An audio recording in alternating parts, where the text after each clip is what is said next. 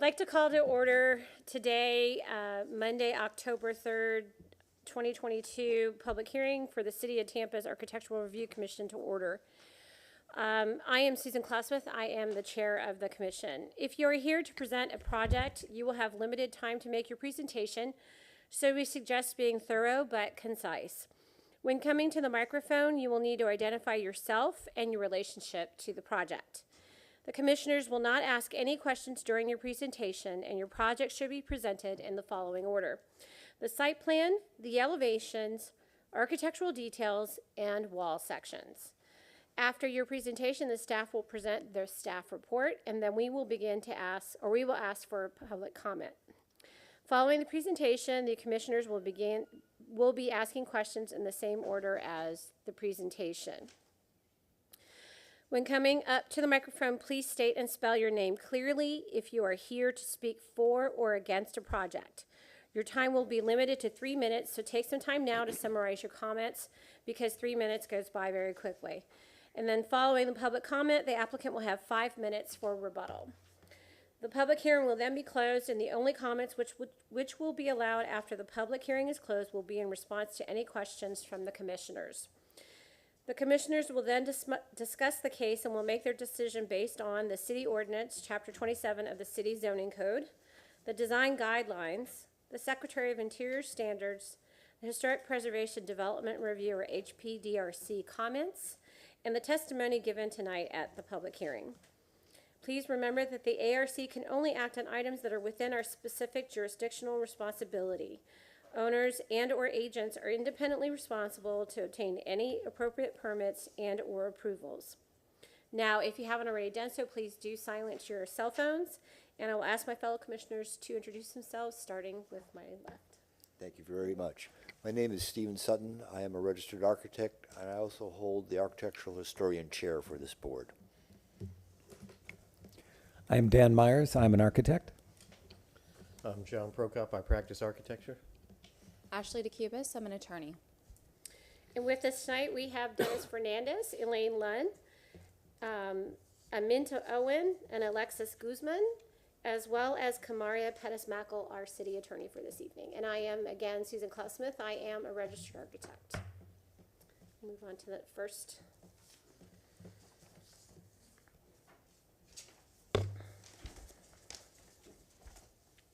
Oh, I'm sorry. We have a reading of the minutes from the September 14th hearing date. If there is a motion to add those into the record, go ahead and take a motion. I move that the meeting minutes for September 14th, 2022 be added to the record. I'll second the motion. All in favor, please state aye and raise your hand indicating so. Aye. Aye. Aye. Motion passes.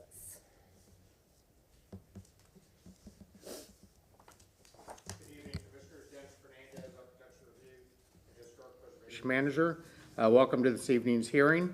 I did want to announce that we will be having the second part of the October cycle on Wednesday, when we have another public hearing at 5:30 p.m. to handle the remainder of our cases. We are a little bit behind based on some of the activities last week, so we'll be bringing some of the normal documentation that we normally do on the Monday, most likely on Wednesday, for your consideration.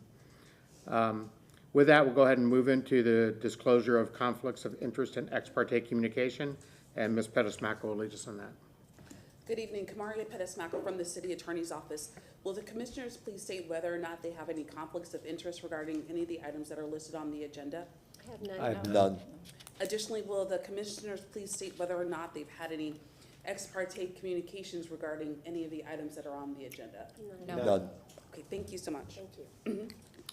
Moving on to continuations, we have one continuation reflected on the agenda and a second that was added this afternoon. If we could go ahead and take care of the one listed on the agenda, ARC 2255, which is requesting continuance to November 7th. Get a motion, please.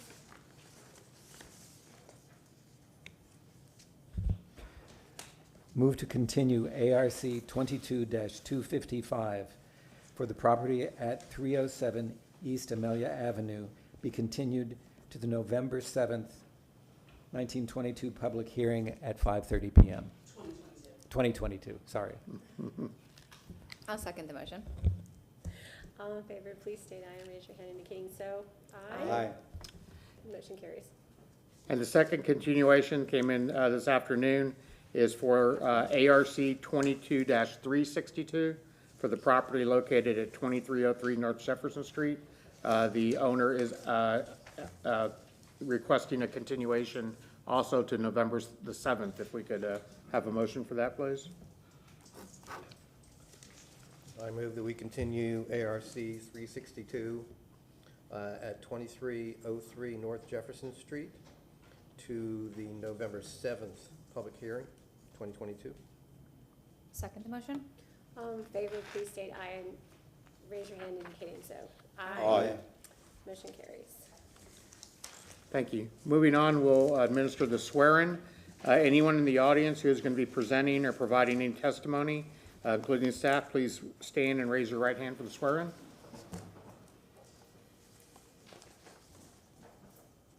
Do you solemnly swear or affirm any testimony you will be giving today is the truth, the whole truth, and nothing but the truth?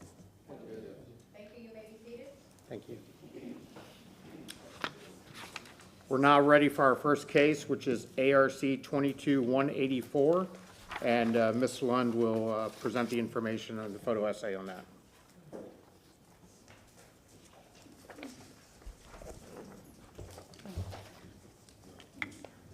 Good evening, Commissioners. Elaine Lund, Historic Preservation Staff. Case number ARC 22-184 is located at 2114 Southview Avenue in the Hyde Park Historic District. This is currently a vacant parcel. The request is for new construction of a primary structure and an accessory structure with site improvements, including a courtyard. At this time, I will move to the photo presentation. So this is the map of the Hyde Park Historic District. Let's zoom out a little bit there. It's difficult to see, but the subject property is down here at the western edge of the district.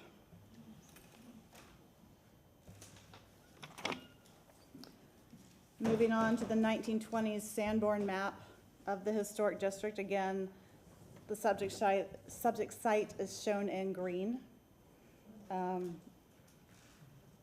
Here along Southview Avenue, it's on the south side of Southview between Howard and Albany and Deacle Avenue, intersecting to the east. This is the present-day aerial of the subject area. Again, the property is outlined in green here on the south side of Southview Avenue. This is the view looking south into the site. As stated, it is a vacant parcel. This is the property to the west, where there is a new construction occurring.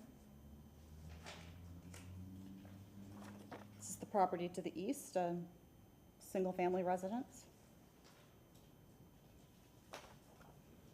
And then looking across the street, there's construction activity. This is actually facing Howard Avenue, but we're looking at the rear of that site there.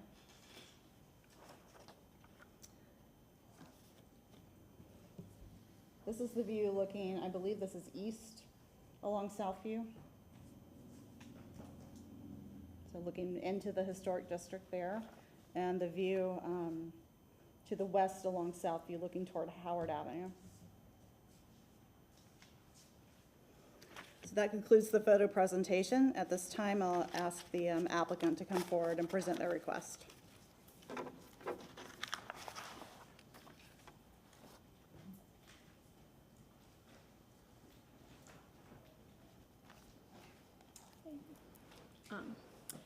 Good evening. Oh, we have a PowerPoint we're just going to plug in, but I'll go ahead and start.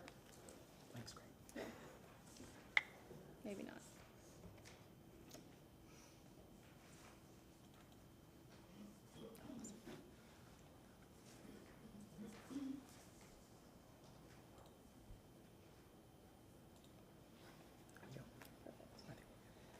Jamie Mayer of law firm Hill Ward and Henderson for the applicant. My address is 101 East Kennedy Boulevard, Suite 3700 in Tampa.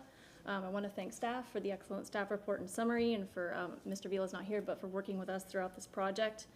We understand that at the prior hearing, there were some particular concerns about the design, and since that hearing, the design has been revised to address those concerns, as you're going to see and hear from Mr. Motley, the architect, in particular to address concerns related to scale and to adding openness and transparency. Now, as the commission knows, there are some aspects of the site that are regulated exclusively by this underlying zoning district. It is well established by the Second District Court of Appeals that ARC guidelines cannot and do not override the underlying zoning district. The guidelines cannot override the building envelope that is contemplated by the zoning. Now, this relates to permitted heights and setbacks. This proposal meets the dimensions of the zoning district, and it satisfies the Hyde Park design guidelines for new construction, as you will hear. And I'll turn it over to Mr. Motley now to present the design. Great. Hello, everyone. Thank you for having me back. My name is Robert Motley. I am the architect for this project. My address, I live in the Oldsmar area. It's very good to see everybody in the full panel again.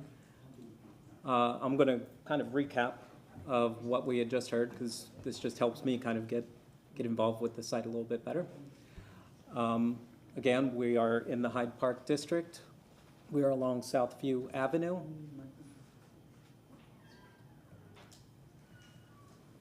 These are some existing site photos of the site. There's no alleyway access. And there is a 4-story apartment building on the rear. We are also dealing with some new construction and additions that are happening right across the street that are pertaining to the Epicurean properties. As you can see, we have Epicurean over there on the corner. This is directly right across from us. This is the new expansion that is going to be occurring right there on the corner, right across the street.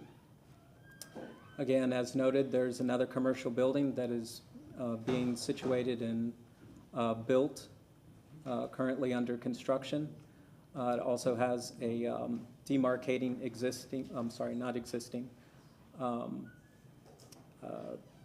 concrete fence or concrete barrier that is going to be part of this project, and you'll see that when we start looking at the site plan a little bit further. Again, also this 3.5-story apartment building also became a little bit more of an influence based off of the architecture that we chose. Existing residences along the south side of Southview Avenue. We did estimated takeoffs. We've reached out to based off of our last discussion, we've reached out to a third-party surveying company to go ahead and establish the proper dimensions for us, because we realized that we were a little bit off in some of our estimations, and we wanted to make sure that we were covering this properly. So these dimensions are accurate. We take into account these 4 buildings. The average floor height as well for the porch is 23 inches. And here you can see the collective data that we've produced for this. This is the property right here. We have a 6-foot sidewalk. We have a landscaping strip, and then we have Southview Avenue.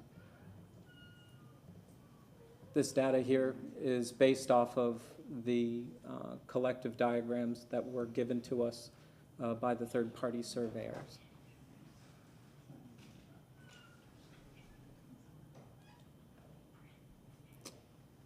Here, what we've done is to show that we are in compliance with that, and that we have gone all the way to the, we've actually brought this back. We originally were showing it at 4 feet of a setback, but now we are established at 5 feet based off of our findings. Our porch height still remains at 24 inches high, building setback at 5 feet. You can see You can see that the dimension here is struck from the existing curb, which is what was identified by the third-party surveyors. So inspiration. Inspiration, we were looking at more of a Mediterranean type of architecture. I'm sure you all are familiar with these buildings here. This one in particular we thought was very intriguing. It has the courtyard, also has the stucco. We also have some bracketed decorative pieces. The casement windows, sill marks. Again, more brackets, barrel tile roof. We also have some coping standards.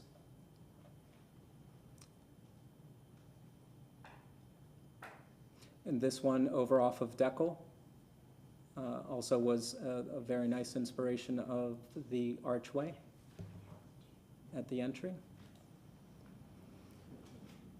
So just to kind of recap, zoning, we are in an RS60. We are requesting from the 25-foot setback, we are requesting that 5-foot.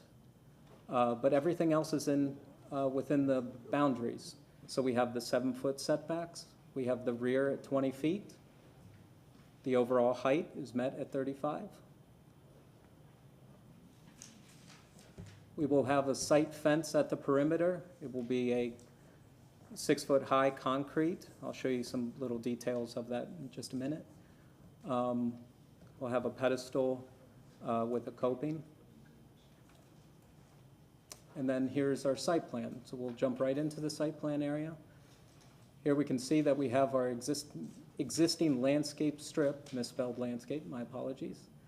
Existing concrete sidewalk. We're going to put our car entry over on the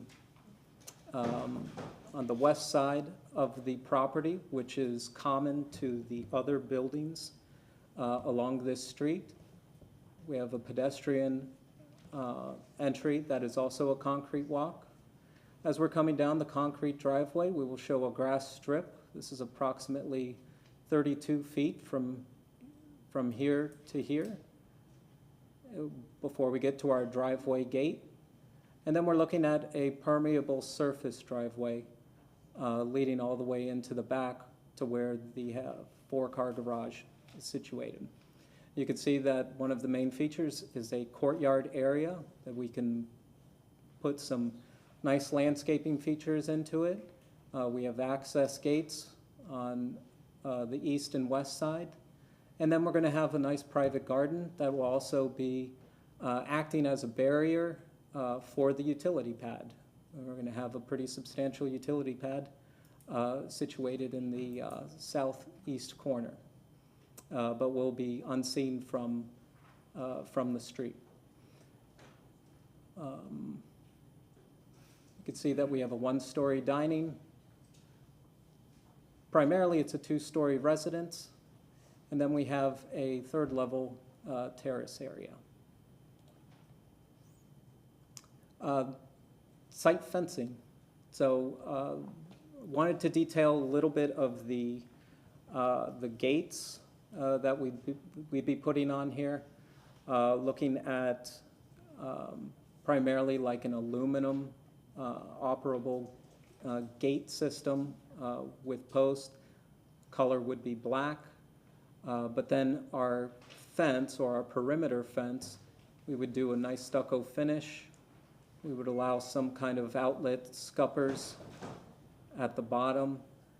We would do a decorative coping up at the top, and then we would also have these pedestals that would also receive a coping and then some kind of a base. This is the front elevation. What we were looking for in this one, we really appreciated the comments that we had gotten from the committee the first time around, and looked at this from more of an open type of building. So the primary focus became the dining room area, allowing the dining room area to look as though it was a porch that has been enclosed. And now we have a lot of windows We even have windows that can see all the way through, see right into the courtyard area. So you kind of have a little bit of the landscaping in the front, but then you can also look through the building and then see the landscaping behind. Also bringing some of that language over onto the east side here. We have some decorative cedar wood build out. We would have cast stone trim as the primary trim pieces around all of these details, even along the sill. And then we have a continuous 2-foot sill that is going all the way around the building to really emphasize the 2-foot high mark.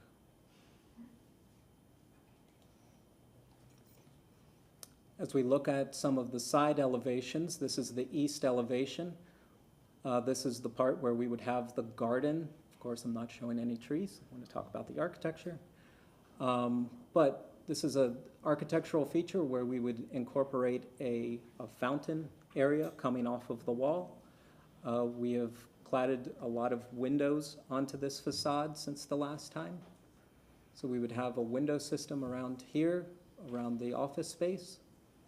Again, you can see the profile of the metal gate. And then we duplicate that same language over for the living room area. An offset from, or sorry, next to it, we would also have more of that decorative wood feature that you see over on the dining room area.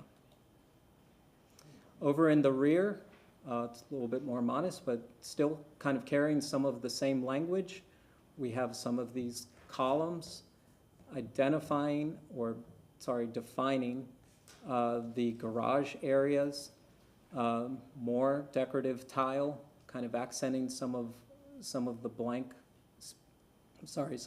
spaces. And then looking over on the west side where the driveway would be going through, this right here would be the access gate. You can see more windows around the dining room area. And then this area right in here is the courtyard area. And then that leads you all the way into the back where the garage is. Looking at the interior elevations of the courtyard space, we're looking at foldable glass partition doors off of both of these living room and office spaces. Again, we would put another decorative fountain piece that when you look through the windows or you look through even the glass doors, you're able to see some of these features within the courtyard space. This one is a perspective looking down the street. We're not showing any trees in this one. And then just to kind of recap through some of the materials I've already gone through, we're looking at clay barrel tile roof, decorative wood outlookers, cast stone with a smooth finish, accenting a lot of the trim pieces. The stucco finish, as we had mentioned once before, it would be approved on site. Decorative metal railing, looking at a black aluminum. Impact rated windows and doors. Exterior lighting, looking to do a gas lit type feature. Cast stone sill and borders. Cast stone cap with stucco finish over at the pedestals, and then some brick pavers that are leading up into the main porch area. And here are just some inspirational images that we've used to introduce into this building. The roof, it's a 4 to 12 slope, barrel tile, and here's some more images of those examples. And then also an important thing to us would be the soffit system, which we would have as a wood finish to complement the outlookers. Sectionally, so the section here, this line pretty much identifies it. What it really is telling us is we do have this third level, but this third level is set back pretty far from the street. So really, as you're walking by, this thing does step back pretty substantially, and you can see that in the building section that you have right here, where we have the main residence, the courtyard area, and then the garage. It's a materials list. Again, I've gone through some of these already.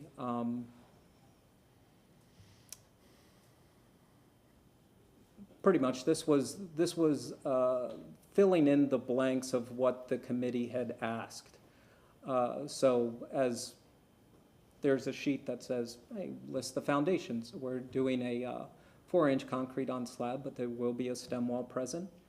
The exterior finished will be primarily of stucco, approved on site. We've talked about the cast stone, trim around the doors, windows, sills, and borders. Accent tiles, we would be doing a porcelain inlaid, 4x4 max. So maybe some of the pieces would be a little bit smaller, maybe a little bit more of a mosaic type pattern. And then some of the trim that we would have over in the courtyard area and then into the box window area, we would look at doing a clear grade cedar that we would end up having treated and painted.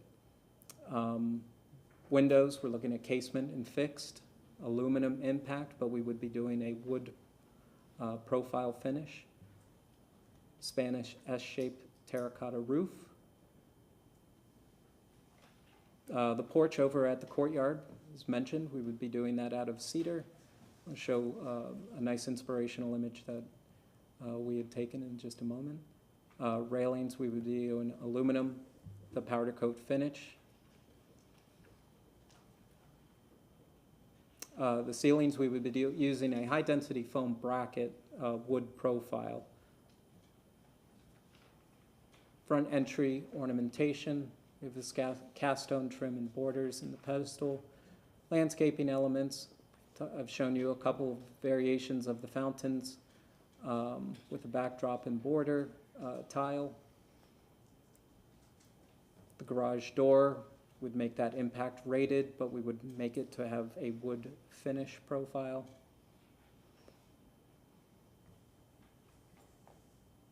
First floor elevation, 2 foot up at the porch area. Type of work, new construction. Doors, aluminum powder coated, also kind of match the windows. Signage, aluminum powder coated with black lettering. This is pretty much a compilation of some inspirational images, but also some blow-up details that we've incorporated into the project. So this is the dining room area here, looking at some nice trim pieces. We're looking to do that out of a cementitious board, but also finish it with some wood trim pieces on some of the smaller. Here was a nice inspirational image of some of the wood features and then the beefed up corbels at the base. Combination of some of the windows along with the tile working. Decorative aluminum gate. Some of the hardware features that would be, with a black finish. The lighting that would be a black finish. This would be the pervious layouts for the driveway area. Renderings. So this is, we went ahead and put some trees in here to really show off the building a little bit more. You can see how it interacts with the street. Also, we have that landscaping strip and then pedestrian walkway, and then the scale of the building addressing the street. Another view looking at it. We would want to kind of break up some of that volume even just a little bit more by adding some landscaping vines that go up there, up the side of the walls. Here's a very good look at what we've done to really open up some of these spaces. I thought this was a great opportunity to open up some of the, bring in a lot more light into the living room area. You have these windows here, but then you also have them on all three sides of the dining room area. We've enhanced some more of the openings from a previous rendition that you guys have seen, and widened some of the entry feature as well. And then here's the last elevation or last rendering, and you can actually kind of see, if you're looking right through there, you can see the fountain feature as you're kind of piercing through. Again, thank you for the opportunity. This has been a pretty amazing journey so far, so.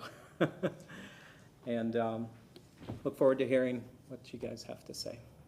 Thank you. We'll have staff, oh, sorry, yes. Quick point of order, if we could call up Mr. Cruz, the applicant, to authorize us as agents. There's not an affidavit on record currently. Okay.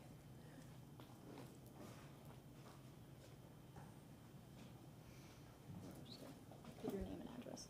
How's it going? Hello. I'm Victor Cruz. I live at 408 South Carolina Avenue, and I've retained them to help represent me here for this hearing. Does that satisfy the record? And you're saying you were, I'm sorry, I'm messing up myself. Kamari Pettis-Mackle from the City Attorney's Office, you're saying you retained Hill Ward Henderson to represent you? Yes. Okay, thank you. That's good. That completes your presentation, correct? So we'll go on to the staff report. Yes, ma'am. Thank you very much. Thank you.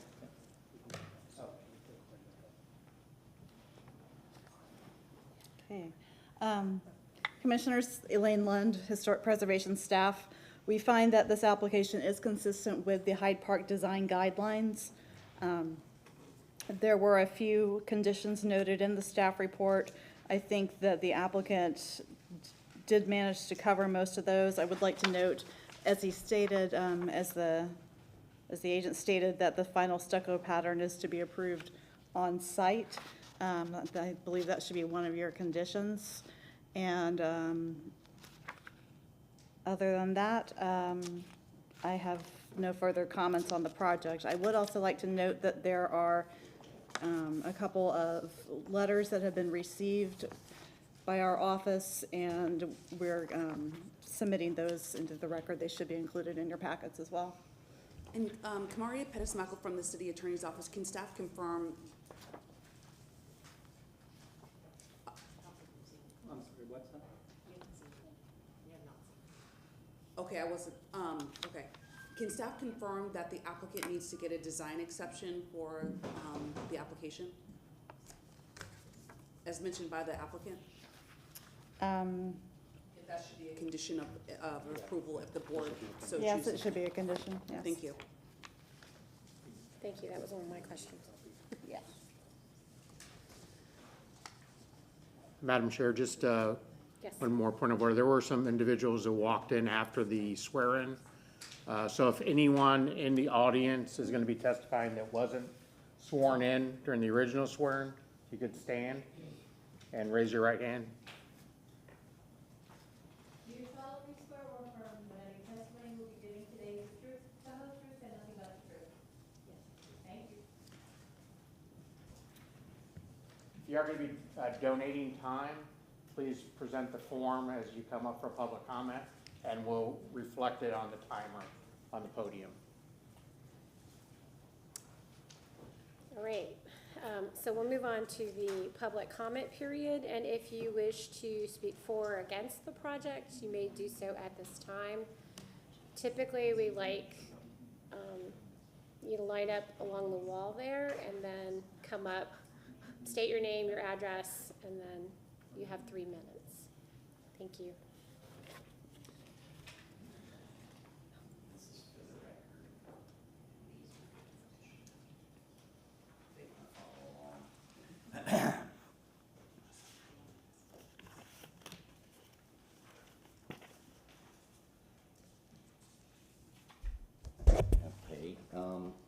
Good evening. My name is Patrick Chimino. I'm the president of Historic Hyde Park Neighborhood Association. And I'm going to make reference to how we do not feel this meets the standards. And a lot of my comments are based on the discussion that the commission had at the previous meeting in July. I live at 604 South Oregon Avenue. These are, of course, the design criteria. I highlighted the ones that really, a comment that came from the commissioners that is just about everything on this project is maximized. And in aggregate, it does not really meet the standards. And I'm going to go through and describe how that is. This is a rendering that came from the previous hearing, and the parcel is right here. And it shows, if you look at the adjacent structures, these are single-family homes, space in between, porches in the front, articulated back. There's actually porches on the other side and porches on all the houses here that scale up the height, which usually goes to 20 feet or less. This 5 to 7 foot setback goes up to 32 feet. While I understand there's limitation on the setback in the front of this parcel, it's still dramatically different than the surrounding houses. This structure was used as a comparative here. It's a condominium. It's 2.5, 3 stories.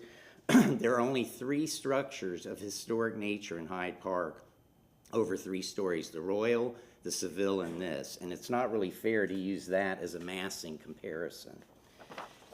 So if we look, these are the 2 houses adjacent just to the east, and you can see, again, they're scaled up. Their second floor, again, reaching maybe 20 feet. Front porches. This is the site plan I got from the previous. It's not that, I think I got this from the most recent information. It does show the new windows, but you're showing a very almost complete site coverage, even with the driveway being permeable. So these are the houses across the street. Now, admittedly, they have a setback that's more typical of Hyde Park, maybe 20, 25 feet. All are articulated with porches, a great deal of space in between. Even this multifamily here shows a setback and an articulation with front porches, which is very consistent with Hyde Park. So, in conclusion, this is an RS60 single-family lot, and as these are two descriptors that came from your previous hearing: imposing and fortress. This lacks harmony with the Hyde Park in articulation and setback. The rapid jump to 2+ stories at 32 feet within 5 to 7 feet of the setback. It's inconsistent with the other structures on the block, including the multifamily. And the HHP&A board voted to recommend against approval of this proposal. Thank you.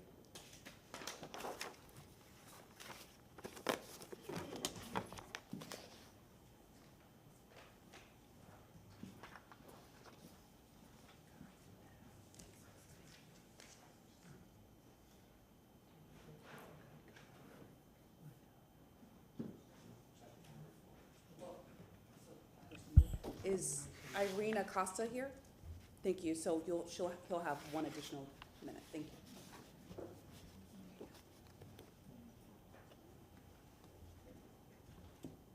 Good evening. My name is John Dietrich. My wife Debbie and I live at 2115 West Southview, across the street and 2 houses down from the proposed building. We've had an opportunity to review the architectural renderings of the building that is being proposed and have several concerns. First, this building is massive. It has 7,887 square feet of living space and a 4-car garage. The average home on West Southview is 1,852 square feet, and the largest home on West Southview is 2,200 square feet.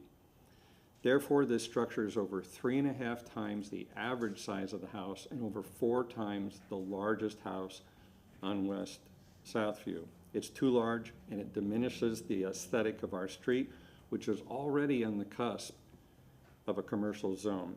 The percentage of the lot occupied by the proposed building is also much greater compared to the other homes. I trust the city will enforce the guidelines for hardscape and green space required for new buildings and water retention and runoff. Second, the design of the proposed building is not necessarily consistent with the rest of the homes on the street. While there are some features to suggest a Spanish-style home, in my opinion, it looks more like a Spanish fortress than a Spanish home. Third, it is not positioned in appropriate distance from the sidewalk. In fact, it is almost within arm's reach of the sidewalk. Of course, this is due to its overwhelming size. The two homes to the left of this building measure 11 and 9 feet from the sidewalk. While the home that is 11 feet has a porch that's 7 feet, that porch is an open porch with no second story. I'm aware that during a previous meeting with the ARC, the architect of the building rationalized the minimum setback of the home by saying it was the average. However, one of these buildings is a garage, a one-story addition, only inches from the sidewalk, built long before the ARC existed. The second garage, which is only 5 feet from the sidewalk, must have been approved with either no oversight or objection from the city or neighborhood. Using this poor decision many years ago to justify an appropriate setback now is ill-advised and, more to the point, two wrongs don't make a right. Finally, one of our major concerns, and those of our neighbors, is that the building is being constructed for the purpose of renting out rooms. In other words, that it's being built as a business and not a home. The interior floor plan has 4 bedrooms, and each bedroom has its own ensuite bathroom. This would be peculiar for a family home, but perfect for an Airbnb. We're aware that this lot is zoned for a single-family dwelling. We think the owner of this property should go on record and declare that the intent is to build a single-family home. We would also be interested in the city's position if this were not to be true. We're a friendly and generous group of neighbors who want to welcome people to our community. The inherent value of our neighborhood, due to its location, its architectural and historic origins, will only be maintained if we are discerning with new building proposals. Please consider this as you deliberate, and we look forward to your decision. Thank you for the opportunity to speak tonight. Thank you, sir.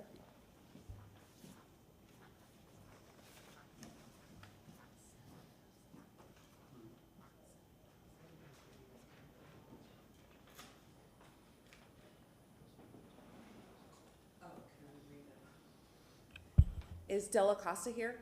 Thank you. She'll have 1 extra minute, total of 4, please.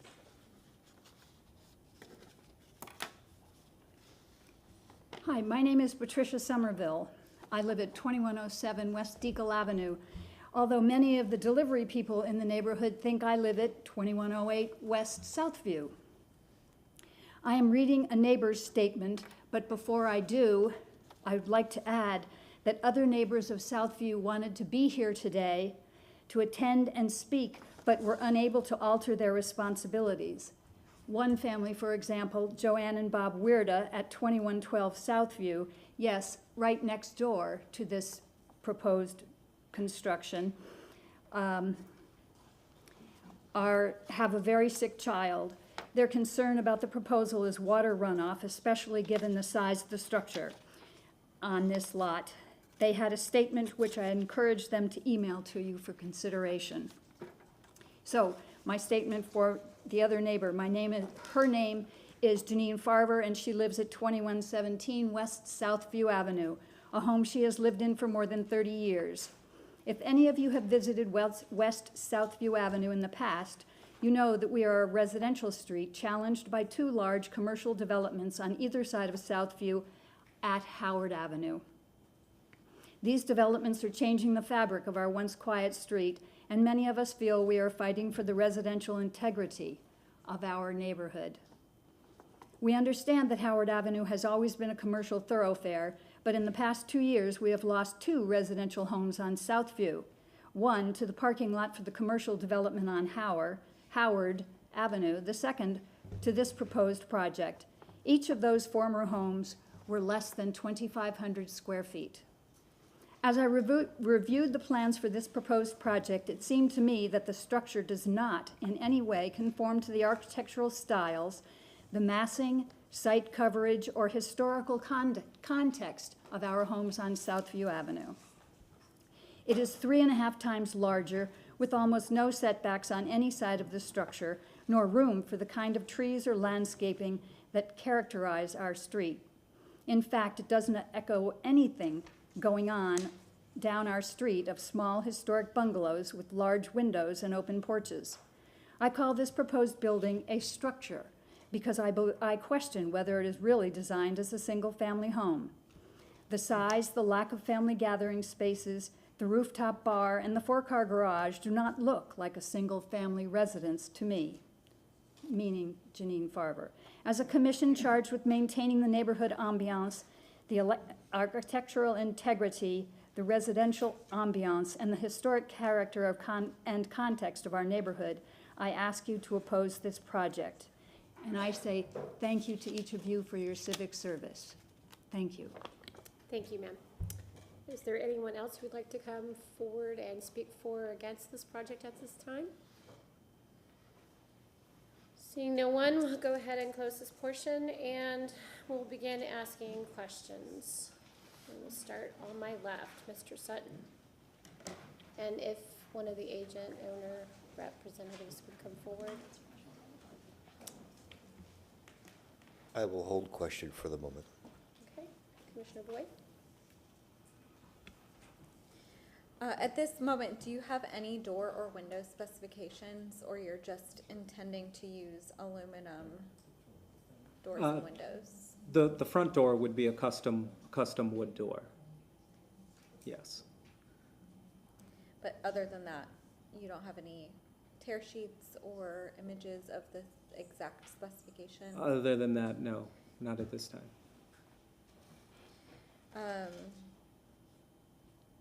What is the aluminum with black lettering signage that you're proposing?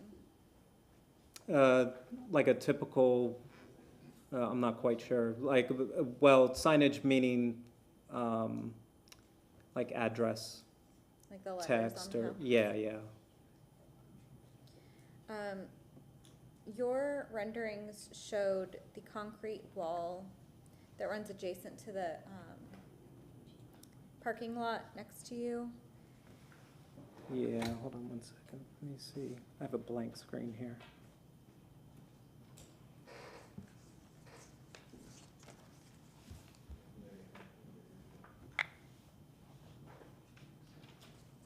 Yeah, I did it.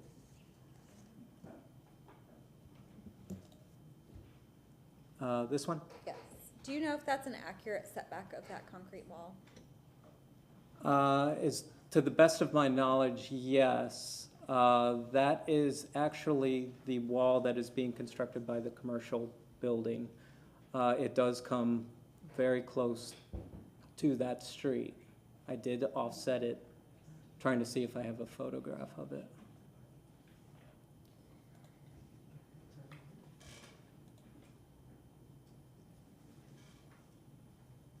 It would be in here. I don't see it.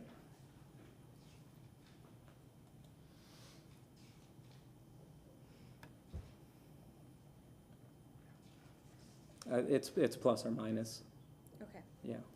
And then there's a portion on your front elevations and renderings of the roof material over the rounded portion, the leftmost portion of the first floor. Is that roofing material different from the rest of the house? No, it isn't. That would be a barrel tile as well. Okay. This might be a question for you, or it might be a question for staff. Has the, does the drive aisle, like the access to the driveway, has that been approved, or does that meet transportation requirements?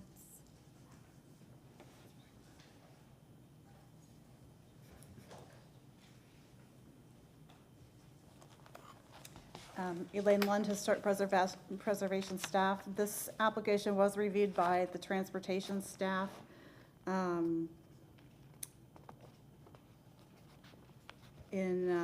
Earlier this year, in fact, and they reviewed the site plan and found that they had no comments about it, so I believe it should meet them. for the applicant, the balcony that sort of runs over your drive aisle, was that accounted for in your setback, or does that eat into your setback as a second floor accessory? The balcony does come over. Let me see if I can find that.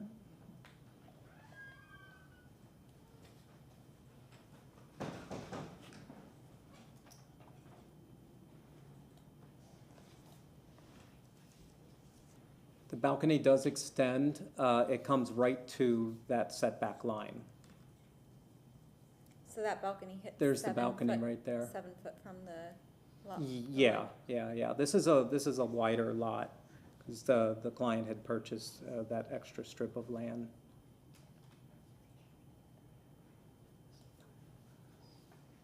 I don't have any additional questions at the moment. Okay, thank you, Commissioner. Commissioner Myers? Could you bring back up your surveyed measurements of the setbacks yeah. along the street? Mm-hmm.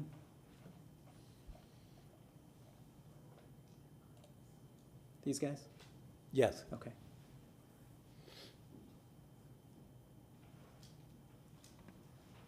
Okay, so your setback is 16.5 feet from the face of the granite curb, Mm-hmm. That is correct. and that is based on averaging, The 4 buildings along the east side of Southview. okay, Yes. thank you. Mhm.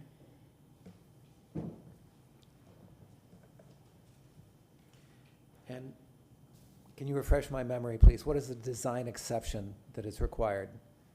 The design exception that we had requested was, Yes. was the 5 foot as opposed to the 25-foot front setback. Based on the averaging, Based on the block average. So we have a 25-foot setback per the RS 60, and we were requesting the design exception of 5 feet that meets the block average, accounting for all 4 of those buildings along East-South View, the east side of Southview. Can you go back to the average stuff? Mm-hmm.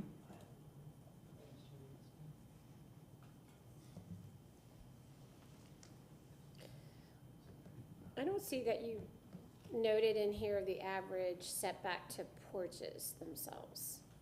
You've got the building average, but not the porches. These are porches right here. You can see that this little bump out here, this little bump out here. Those are the porches. Is it true that in some of these cases, though, those setbacks are not to porches, but to the front facade of the primary structure? It's just strange the way that it's kind of angled along like the site. But you have the corner of the building for one of them, and then the corner of the porch for this one. Same with this one. This is the corner of the porch, corner of the building. Corner of the building, corner of the building, corner of the building. Can you go back to the next slide, 7? This one here? Yep. Okay.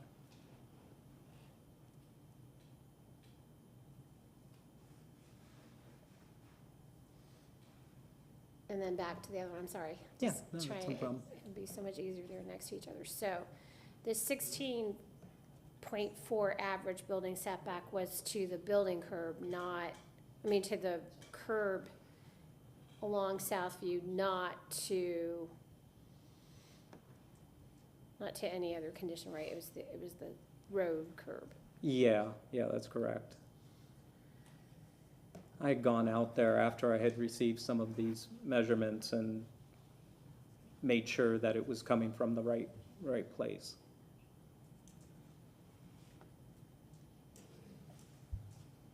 And you are requesting a design exception for 5-foot setback from the 25-foot required for RS 60. But a 25-foot RS 60 is from the property line. It's not from the road. Yeah, that's correct. And, well, if you look here, this is from the property line. This Oh, 5 okay. foot right here. So that's how you're Yeah, getting to that's that a- 5 foot. And I think that that's what's important about, like, kind of justifying the dimensions that were received by the third party, and to show where our 5 foot happens.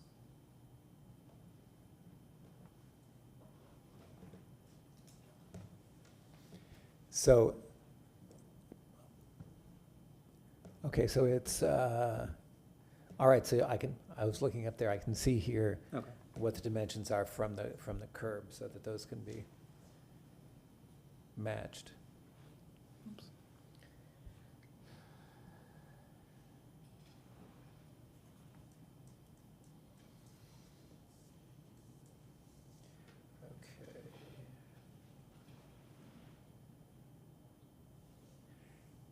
And you are proposing, you have this, it's a 6-foot concrete block wall all the way around the site, is that correct? Yeah, that's correct. Well, remember that the commercial side already has identified one. Mhm. So we are showing it on the south and the east side, not on the front. The front would be accented with gates. And currently at the back of this, at the back of your lot, which I guess is the south side, is that right? Yes. That's just an old board fence. Is that correct? You have some photographs of Yeah, I had it the somewhere. existing site. Yeah. There. Yeah. This is the back side here. Yeah, and you can see the wood fence beyond.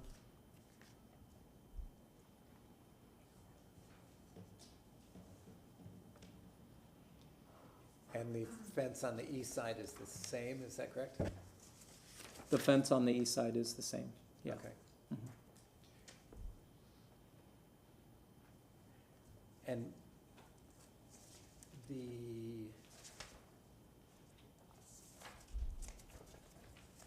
the staff report,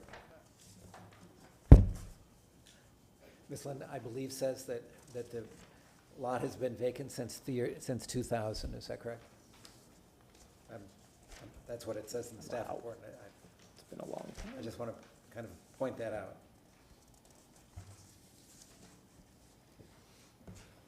So there was a non-contributing structure that was demoed in 2000, and nothing has really happened since then. Okay. I don't think I have any further questions at this time. Okay, thank you, Commissioner. Commissioner Prokop.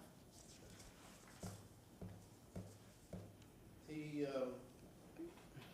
noted on one of your wall sheets there, wall slides, that you were including outlet scuppers. I guess that's to allow water from your site to flow onto adjacent properties?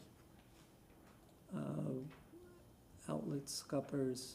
We were gonna do internal drains. No, on the wall, you had a wall and gate sheet. It's just above that, two above that. This guy here? No, one below that. 11. Oh, 11. No, that one. 11. This one here? You say at the bottom of this, there's scupper outlet zones. Mm-hmm. And is that to allow water to Oh. leave your property to travel to other adjacent properties? Well, it's more of just not entrapping water, period. But that means it Right. goes to somebody else's property. I'm just asking. Confirmed, I'm yeah, just trying I to mean, clarify. well, to be honest, like, the scupper outlet was kind of identified on the existing, the one that's currently being constructed, where it has, and I didn't have a photograph of it, but the one that's being composed on the commercial one, it actually was showing openings that were kind of outletting over into the other lot, so. Onto your lot. Yeah, but I didn't necessarily kind of think about it as it would be overflow that, you know, it's something that we can definitely work on.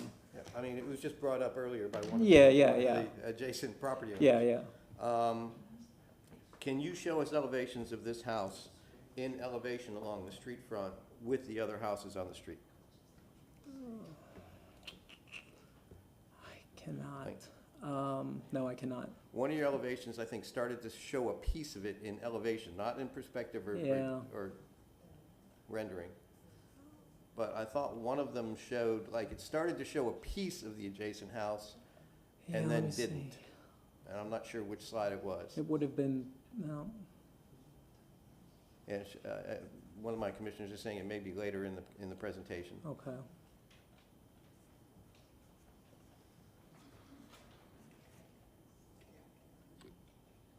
Yeah, that's No, in the keep going perspective.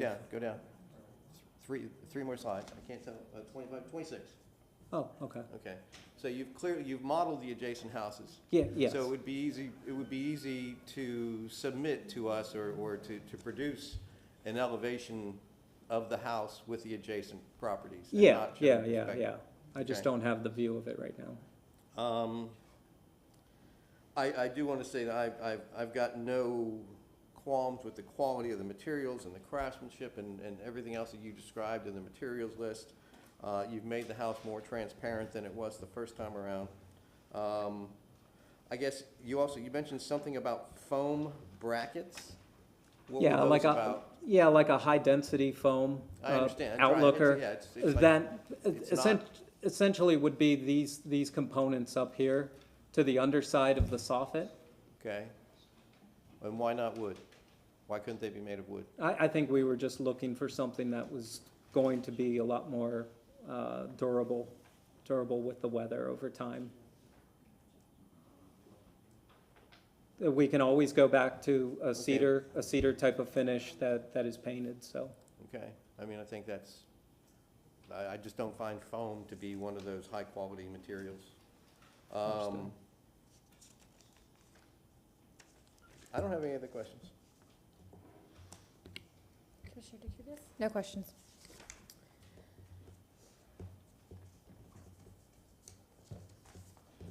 You took all my questions.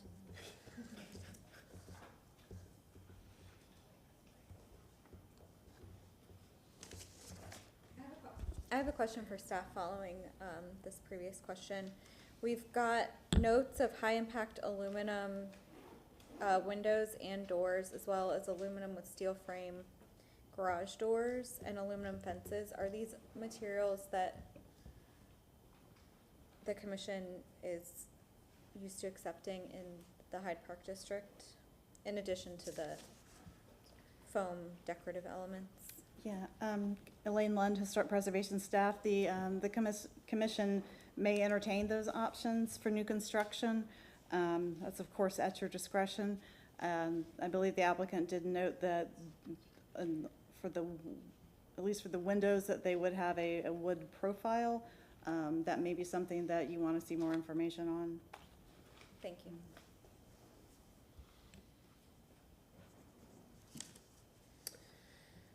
Well, I do not have any questions at this time. Anyone else with any questions? I do not. I have one further question for staff. Sorry, I'm making you jump up and down a lot.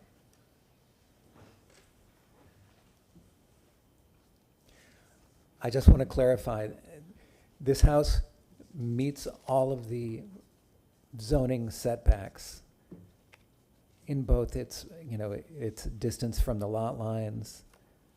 The only difference is in the front, which may require some further discussion. However, on the sides and at the rear, it meets the required zoning setbacks. Correct. And it does not require an exemption for its height. In other words, its height Correct. also meets the required Yes. the Yes, requirements. All right, thank you.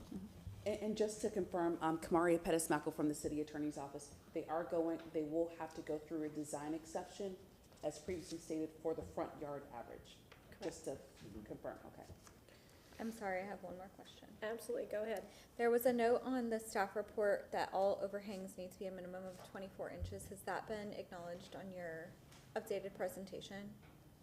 I'm sorry, say that again, 24 inches for the overhangs? For all overhangs? Minimum. Yes. Yes, all overhangs are at a minimum 2 feet, Thank yes. you. Oh, I know. I had one question. Can you put the site plan up? I think it was Yeah. slide 7, 8, 9, somewhere Yeah, up yeah. there.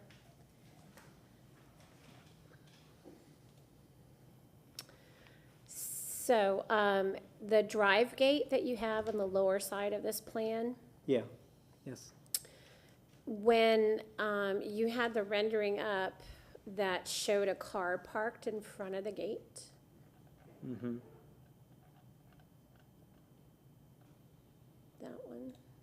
Could be Okay. either one of those. Do you see how the car is outside the front facade of the home when it's parked there? Mm-hmm, mm-hmm. So typically in the historic districts, it doesn't matter which one we're talking about. Any vehicle that's parked outside of a fence or gate needs to be parked in such a way that it does not protrude. So I'm gonna ask, but it is something that we're gonna have to talk about. Is there a way for that drive gate to be relocated further to the right in order to ensure that any vehicle that might be parked there would stay tucked in beyond the front facade, meaning the dining projection? Yeah, there's definitely opportunity for it to be located further back. I think the original, the main element here was kind of like this alcove, because it's more of a drop-off area. Yeah. So, but if the gate, we originally had the gate, I think, right here, right where that alcove was. We can situate it to where it's right, Okay. pulled further back. There's not even like any kind of window opening that would intrude this area right here, so. All right. I think I asked this question the last time you presented this project, and I know that we asked staff if transportation looked at this and everything was hunky-dory, but you've had someone look at the turning radius for cars, be they SUVs or Mini Coopers, and they can maneuver your site in that rear corner area, Yes. getting in and out? Yes. It seems It really it tight. definitely is a pinch over at the top. Well, I think it's more of a pinch in that little odd corner condition that you have to the lower right, but that's just from what I Right see. right in here. Yeah, As far as I know, there was not any kind of mention from the reviewer okay, on that. He had some time to, I guess, look at the plans and review it, and then he didn't have any questions about the driveway. The only comment that he had made, if I'm correct on this, he said, it appears as though you have the clearances there okay. for the backing out, for the backing out. Was that a plans review with the city that you're speaking to? Yeah, But has the owner had an engineer, a traffic engineer, a civil engineer review the plans to ensure that vehicle access in and out is appropriate? no, not to my knowledge. Okay, Yeah. thank you.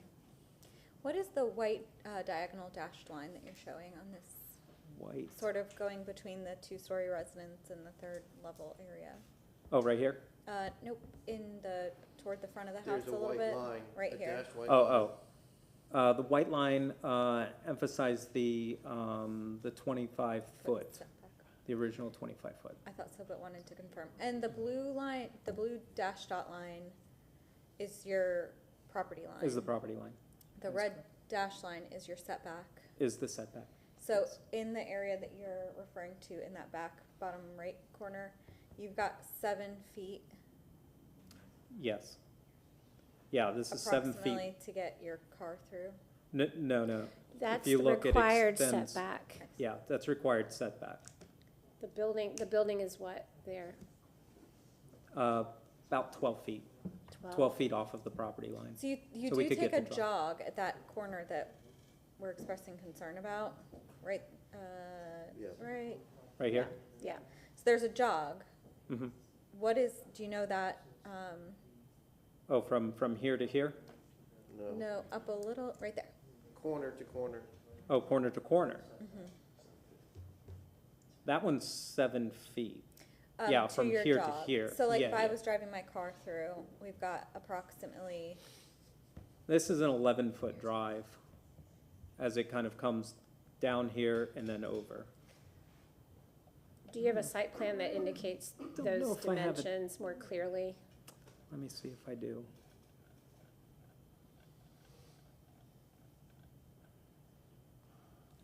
I don't know if I have it. No, I don't have it on this one. I don't have it on there, my apologies.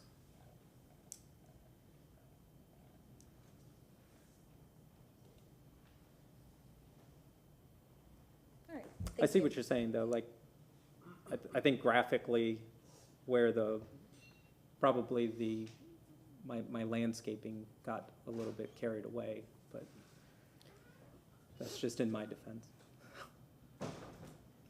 Okay. Any other questions for the applicant or staff? Anyone? Nope. So you have 5 minutes for rebuttal at this time. Thank you. Again, for the record, Jamie Mayer with Hill Ward Henderson, 101 East Kennedy Boulevard, Suite 3700 in Tampa.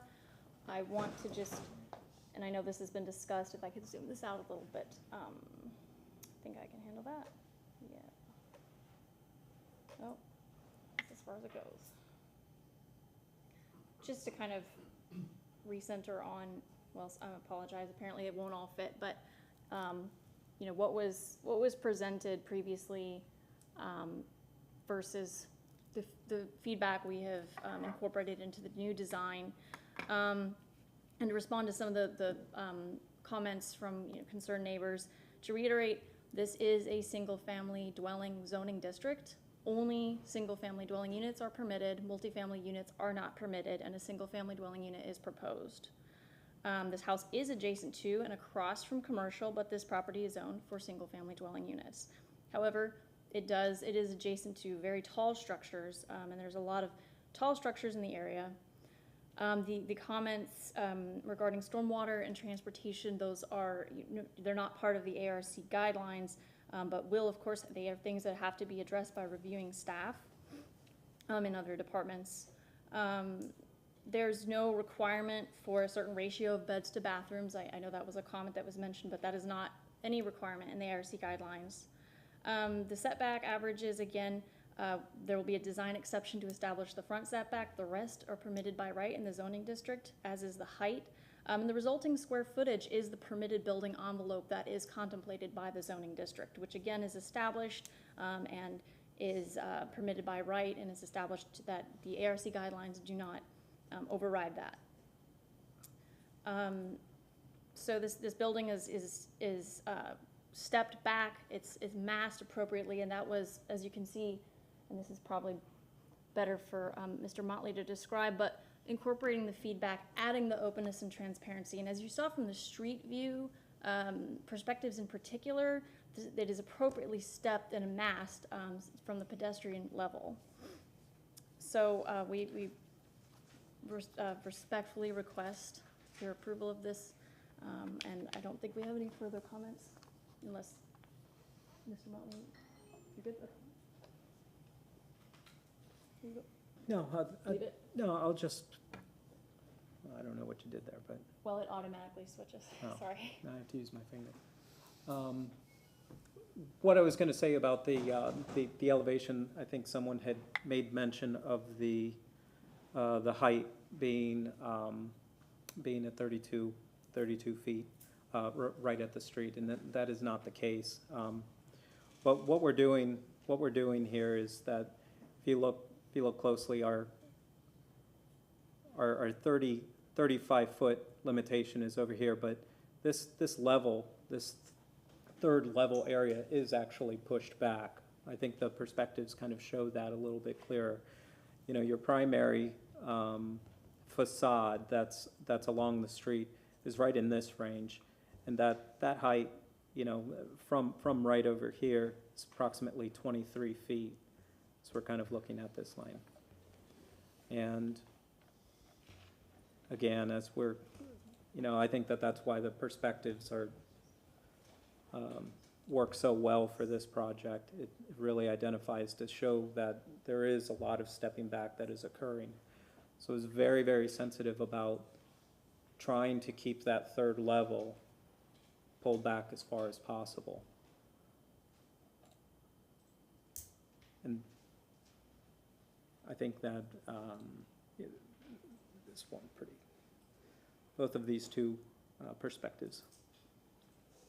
You guys say? That's it for your rebuttal? Okay. Yeah, that's, Thank you. All right. We'll go ahead and close the public hearing, and we will discuss the case among ourselves.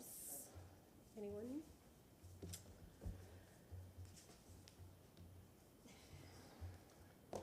I mean, I'll go ahead and open up commentary to start with. The statement by, I guess it's a legal advisor or something, that design guidelines cannot override zoning, I'm perplexed by that, because what's the point of having design guidelines if they don't? They don't, though. They don't.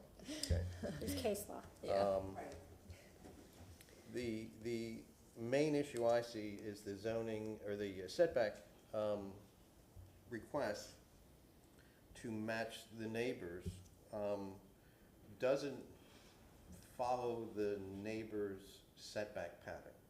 This neighbor's setback pattern has a single corner at the northeast corner of the house at that setback, and then the rest of the house, the setback gets further and further and further back because it's a straight line. And only a porch projects into the remainder of the setback. This house sets back at every corner the same amount, which is not following the neighborhood pattern or the historic pattern. The historic pattern would be here in this case for this photograph, is that this dining, or this small little window over in the left-hand side of this would be the closest to the property line, or to the setback line, and then the rest of the house would be parallel to that, away from the street. And this house steps further and further and further and further and further forward, so that all parts and all corners of the house are at that setback, as opposed to the historic pattern, which only one corner of the house is at that setback line, and then the rest of the house angles back away and creates, that's the neighborhood pattern. Like I said before, I think the quality of materials and craftsmanship is very much apparent. I just have, again, you know, the words appropriate and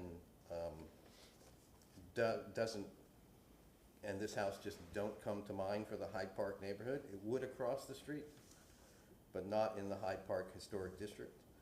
I think massing and context are important.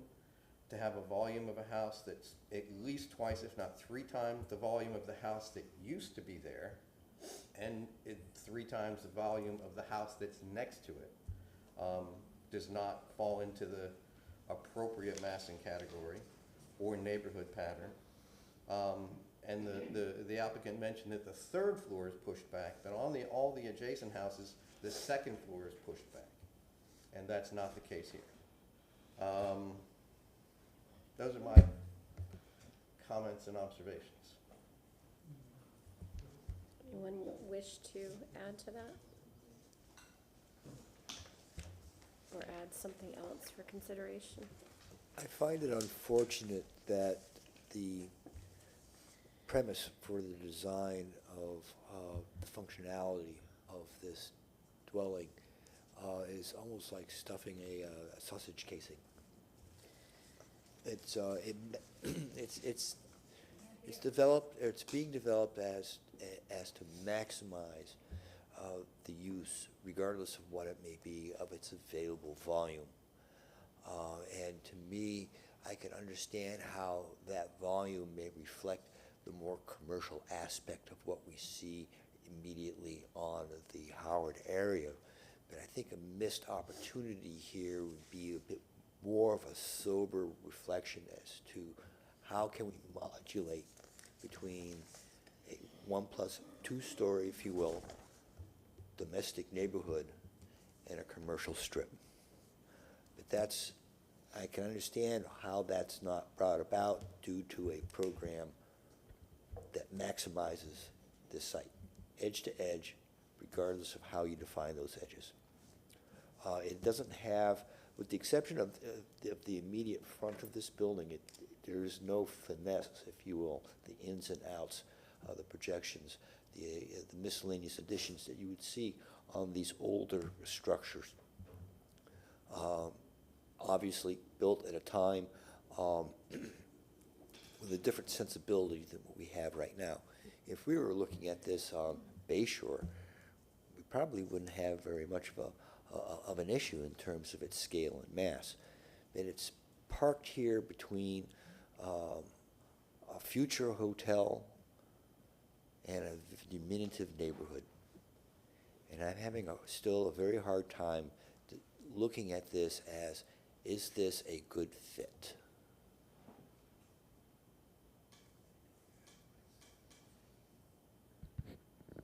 So I'm going to be devil's advocate for a little bit.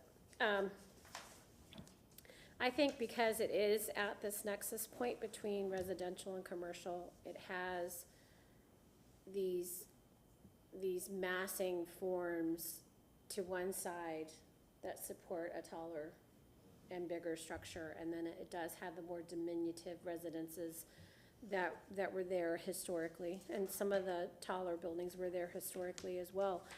And even though there are maybe fewer of the 3-story or so masses within the district, that when we think about the design criteria that we are asked to use to understand how a project may or may not fit within the district, we are asked to look at the district as a whole, not just in the block when it comes to massing and building form. And certainly you can find some of this massing and building form elsewhere in the district. Correct. Historically.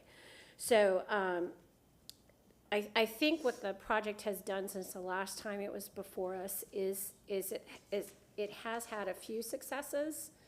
I still struggle with the 3-story element, but I do appreciate that it is further back. I appreciate that there are more openings, more glazed fenestration that allow one to view within and through.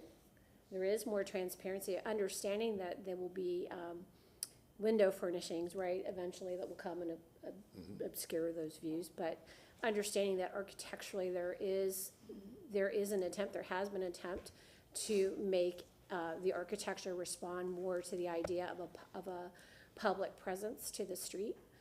Particularly in the dining element, bringing those windows full across and from top to bottom certainly helps with that. And allowing more of those corners to open up consistently around the front facade. As to whether or not it should have stepped from one side of the property to the other because two of the properties next to it are doing it, I don't find the evidence in the rest of the block, even on the street, that shows that happening with the other 3 or 4 structures further up the street. And honestly, I think this building still does something in the way that it steps that allows it to move back and give some space to the street and to those that might be passing by foot below. I agree that the materials, except for the foam bracketing that we discussed earlier, all, are what we would like to see in a new project within the district. And I feel that the detailing, looking to the historic precedents has been appropriate for this particular project, knowing that they were going for a more historic feel for it aesthetically. Other than that, I do have some concerns when it comes to the overall placement on the site, particularly at the rear. I do feel like there has to be further development of the site plan, and whether or not that is something in our purview, I do think as, just someone who has some experience in this field, that seeing a site plan like that and knowing that there is potentially an issue there certainly will cause some redress by the applicant and their design team at some point. It's just a point of matter. I don't think we can make any kind of condition on the actual site plan there, but I do agree there are some issues potentially there. Other than that, I agree with you. I think it is consistent with our guidelines. to inside the setbacks, given, you know, if they get that design exception for the front. I do think there are a few things that staff has to review, for sure. I think one of them is the placement of the vehicle gate on whatever that direction is. I get so lost in this West side. property. The west side. That can be remediated with staff's approval. I think we should also add to the list of, you know, if it looks like wood, it should be of an appropriate material in Well, that nature. I agree with Commissioner Prokoff. I believe that material is inappropriate for this district. And also in conjunction with that, we have our Commissioner Sutton, can you speak a little bit louder? I know you got the microphone on, but. Yeah, it's on. But we also have the element of the doors and the windows and the garage doors that we don't have cuts on. Still could be coordinated, even if though they're made out of aluminum type materials. There's nothing to stop them from having the appropriate scale and profiling that you would traditionally find in a wood product.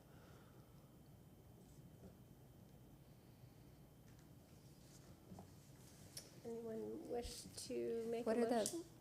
what are those, the proposed The bracket? foam brackets? Thank you. I just want to just reiterate that I think allowing a single-family house that is 3 times the size of the house that was there does not fit within a historic district context. I don't think this house has precedent elsewhere in the district to be this size and this mass as a single-family house. But properties of this size elsewhere are multifamily buildings. Down the street they are. Unfortunately, I can't produce any evidence contrary, but we are asked to look at the district as a whole, not Oh, I the block. understand. We've I understand reviewed that. several that are this size and historic, in Hyde Park specifically. And I'm looking at context, is Yep. the big word is context, massing, and neighborhood pattern. And I don't find this house fitting in any of those 3 categories at all. In addition to the neighbors immediately adjacent feeling the same way.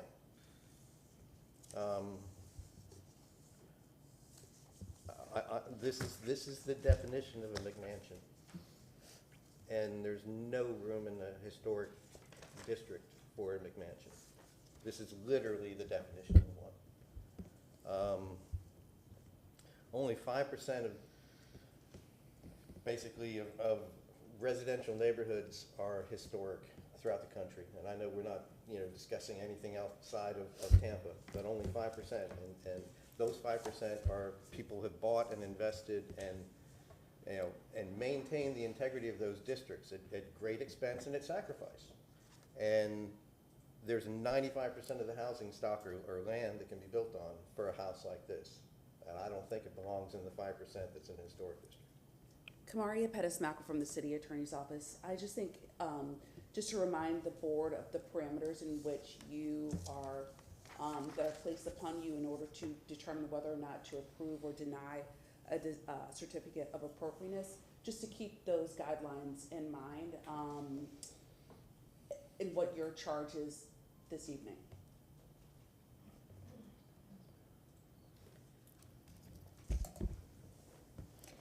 I move to grant a certificate of appropriateness for the drawings and documents presented at this public hearing in ARC 22-184 for the property located at 2114 Southview Avenue, with the following conditions: that all design exceptions are approved, that the drive gate is relocated and approved by staff, that all window, door, garage door, fence, and gate specifications are provided and approved by staff, that the final stucco pattern is approved by staff, that all hardware and lighting specifications are approved by staff, that all bracketing and decorative elements are materials with historic reference and are approved by staff, and that all drawings are updated to reflect the public hearing presentation given today.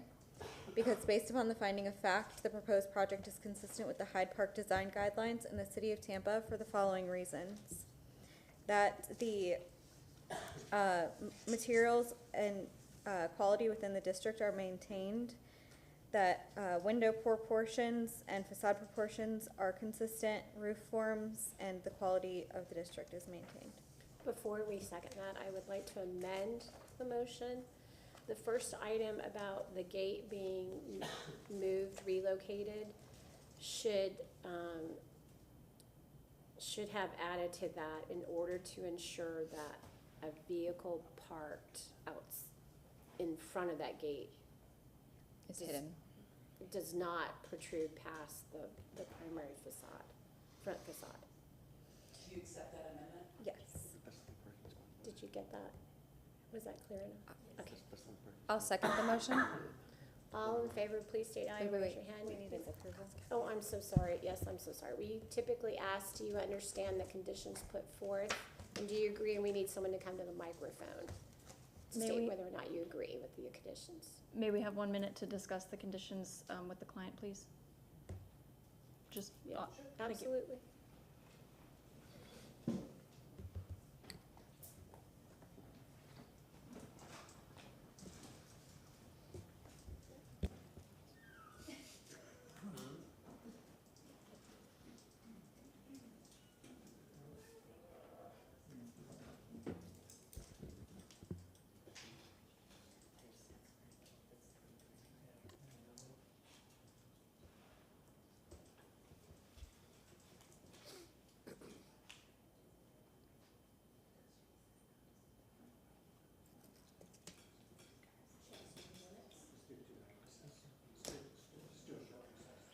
Let's take a 2-minute recess, please. We're back at 7:05.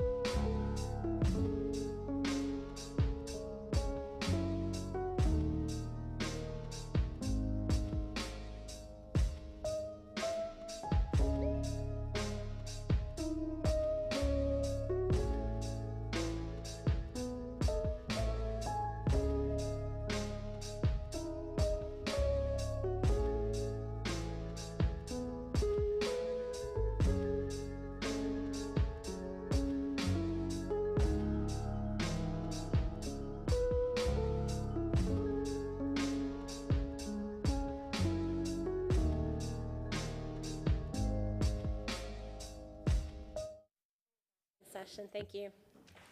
So if we have a response from, yes? Yes, we understand the conditions and agree with them. Thank you. Okay, thank you. So all in favor of the motion to approve with conditions as stated, please state aye and raise your hand indicating so. Aye. And nay, raise your hand Nay. indicating Nay. so. So motion carries 4-2. Thank you.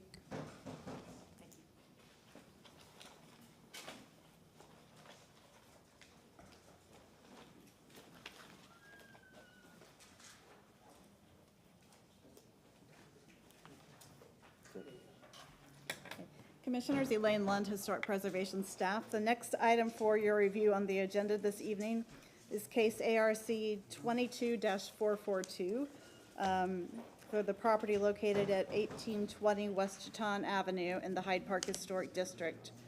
The request is for a variance and a certificate of appropriateness to allow new construction of an accessory structure along with site improvements. I'll do a brief photo presentation.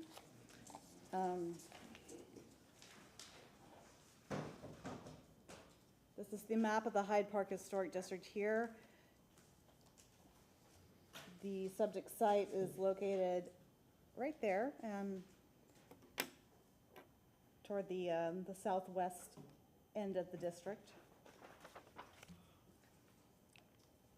Looking at the 1920s Sanborn map, you can see the site here in green. It's at the corner of Chetan Avenue and Albany.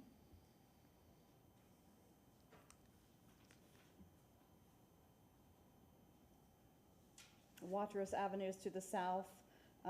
Fremont is to the east.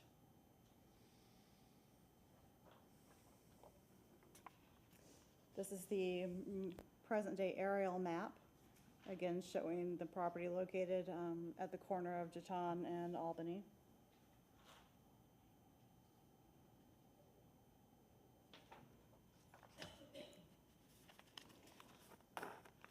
This is the primary elevation of the structure facing Chetan.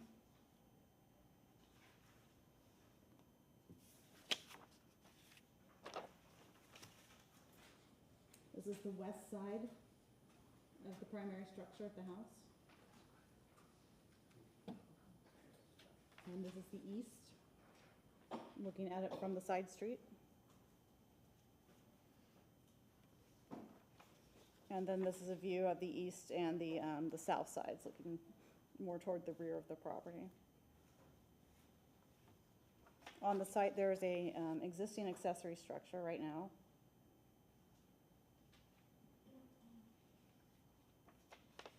This is another view of that structure and its location adjacent to the alley.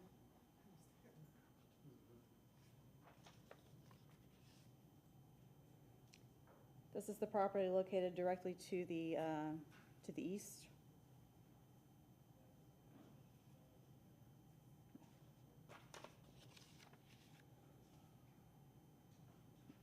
This view, sorry, there's a glare. This view should be looking, let me make sure I got this right. This is looking north along Albany, and then turning around looking south so that the subject site's on your left. And we have a view here looking, I believe this one's looking east down Chetan, and then a view looking west on Chetan with the Albany as the cross street here. Moving to the behind the lot, there's an alley. This view is looking east into the alley. And then this is a view from behind the subject site looking west in the alley across Albany. At this time, I'd like the applicant to come forward and present the variance request. The variance request is a finding of fact, so there will be no staff report associated with it. And pending the approval of the variance request, we will move on to consideration of the certificate of appropriateness.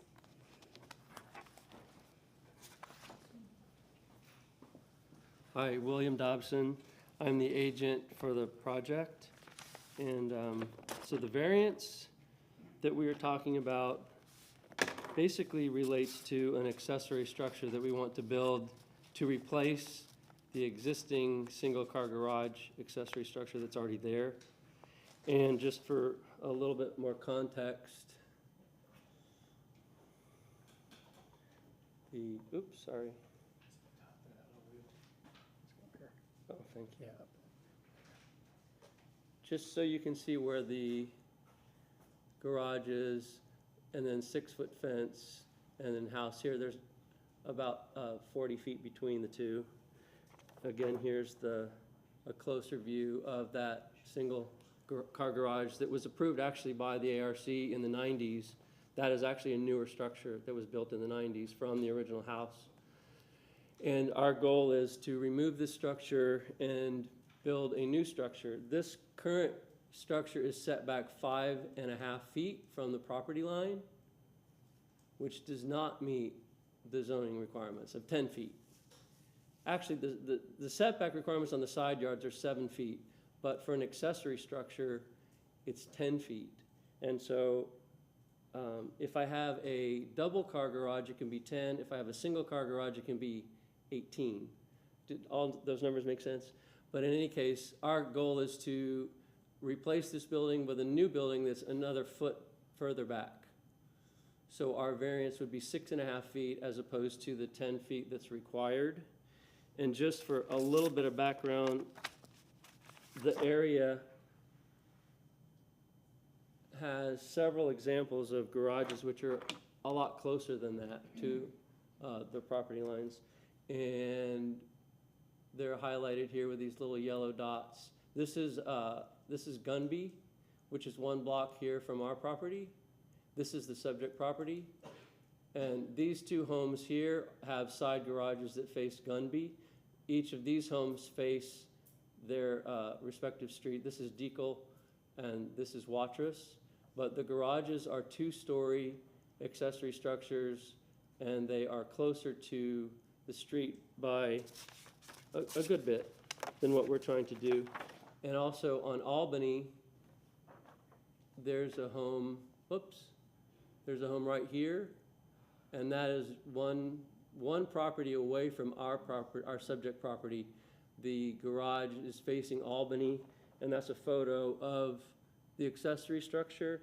And that is actually, so for me to do context, I didn't have surveys of these properties. So obviously, I used the curb as a dimension. So from the curb of each of these homes, and I'll relate it to our setback requirement as well, but from the curb to each of the faces of these accessory structures, that's exactly what I measured. And in this case, we have a 19-foot setback from the curb to the face of that structure.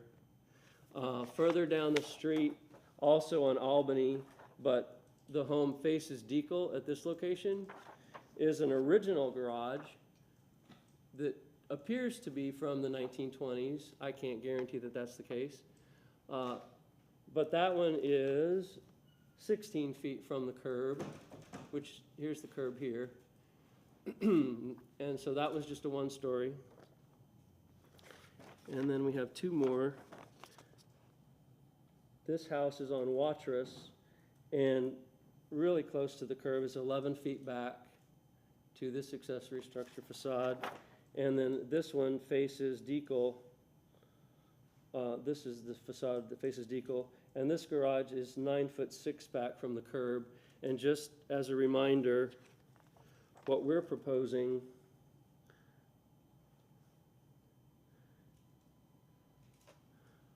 is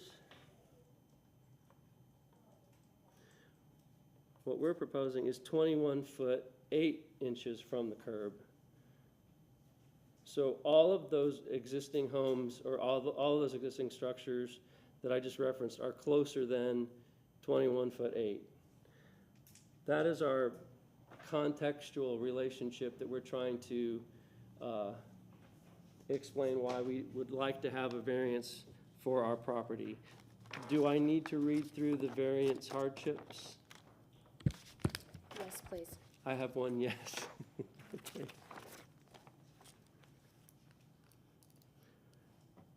For 1820 West Juton Avenue, Tampa, Florida, the alleged hardships or practical difficulties are unique and singular with respect to the property or with respect to a structure or building thereon, You and are don't have not to those read, suffered. sir, Kamari Pettis-Mackle from the legal department, you don't have to read the The just statement, read your just read my answer? responses. Okay. The existing in-ground pool limits the location of our proposed accessory structure. Setback suggested cannot practically be met. The pool is existing and was installed prior to the, by the previous owner, prior to the current owner's purchase. The existing single-story garage has been in place since the 90s and sits where we wish to place a new structure with similar setbacks. Accessory structures of the proposed type are quite common in Hyde Park. This proposed structure would follow existing patterns of development. And since the existing structure has been in place, no injustice seems to have occurred. Historic details, construction type, and materials are being proposed and are consistent with the neighborhood and the existing single-family residence, which I'll present to you later.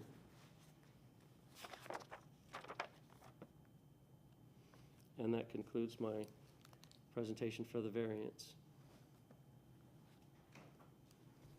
All right.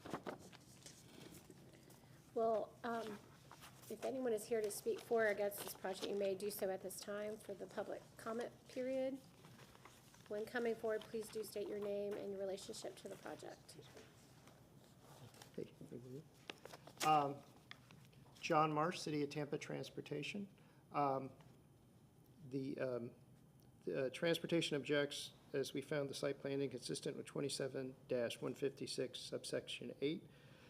As Mr. Dobson said, he was correct. The structural edge of a two-car garage or vehicular storage area must be a minimum of 10 feet from the property line.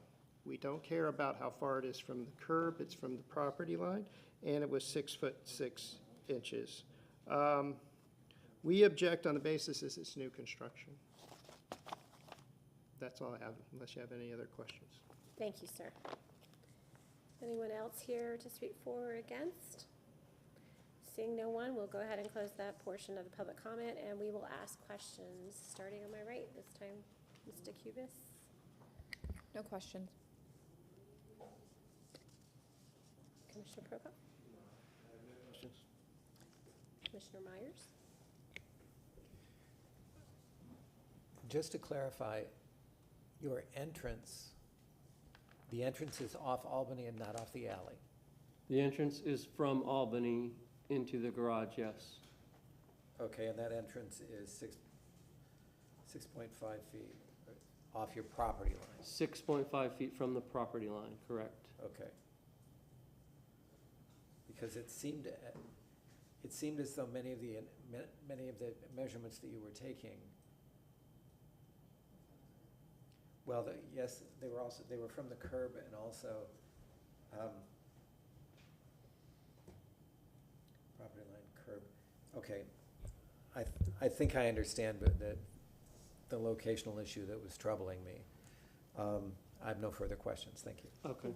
Commissioner Boyd? Was a design or option explored to either locate the structure 10 feet from the property line and an option proposed to access the garage from the alley rather than from Albany? Yes, and I have, let me show you the survey again. If I can find it here. So just so you understand the existing situation, you can see where the pool is, and the current garage is 20 feet deep.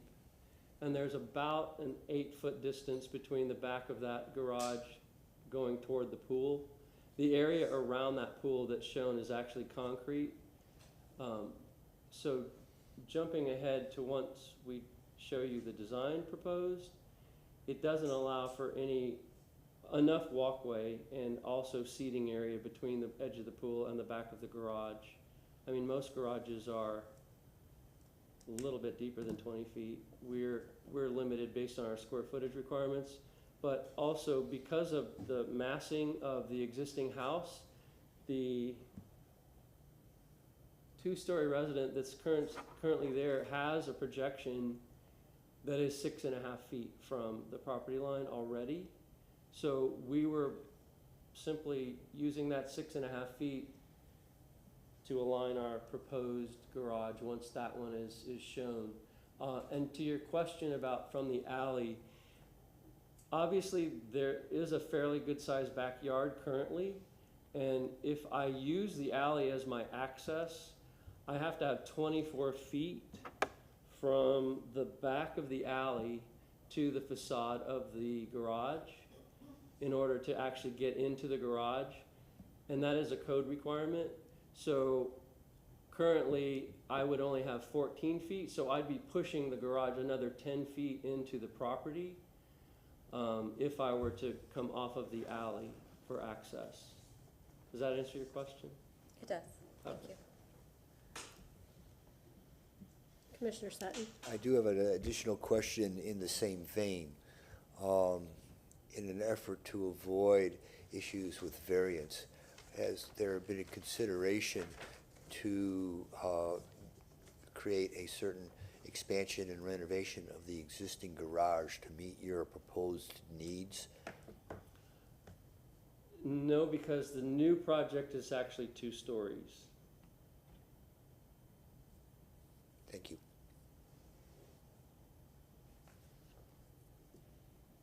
I have no questions. They've been asked. So you have, I believe you still have 5 minutes for rebuttal if you want to add anything to the record. That was. Do you have anything you need to add? I think that based on historic and possibly real historic 1920s examples that are there are several properties that already have this narrow setback. And they function, as far as we know, and are not a hindrance to the current operation of the neighborhood. So we feel like adding an extra foot of setback to what's currently there is actually an improvement. And simply, as the architect and trying to position the new building on site, it just doesn't work if it's pushed back another 4 feet. Thank you, sir. Go ahead and close the public portion of the hearing and we'll discuss the case. I have a question, maybe for staff or Kamaria. Tell me a little bit more about transportation's objection and how we're able to, I mean, we have to consider that, correct? Or how do we have any authority to override that? Kamaria Pettis-Mackle from the City Attorney's Office. Mr. Marsh from Transportation was giving you their basis for objecting to the application, and I believe his basis was under Chapter 27. But if you have additional questions for Mr. Marsh, for him to answer about his objection, you would have to reopen the hearing. And the basis for his objection needs to be answered by staff. Would you like to reopen the hearing then? No. Pardon? I don't know. No, I don't think it's necessary. I mean,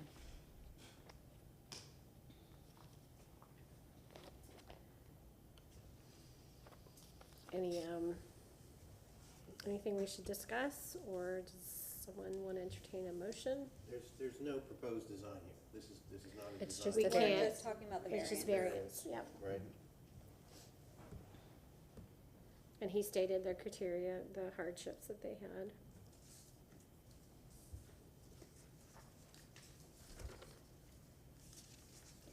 Unfortunately, I don't feel that we have like great data to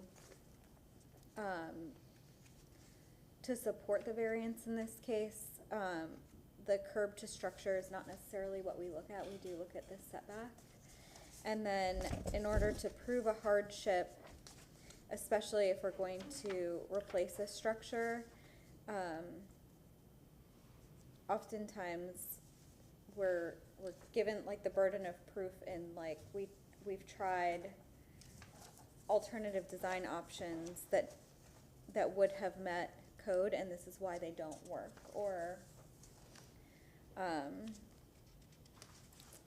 just additional data. So we know based on transportation's objection that a two-car garage must be 10 feet from the property line, so we assume that there's a 10-foot, or a two-car garage forthcoming.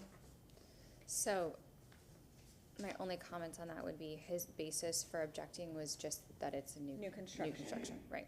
And then number two, we have to consider the hardship. Yes. So, this is a pretty significant hardship, in my opinion. Pre-existing.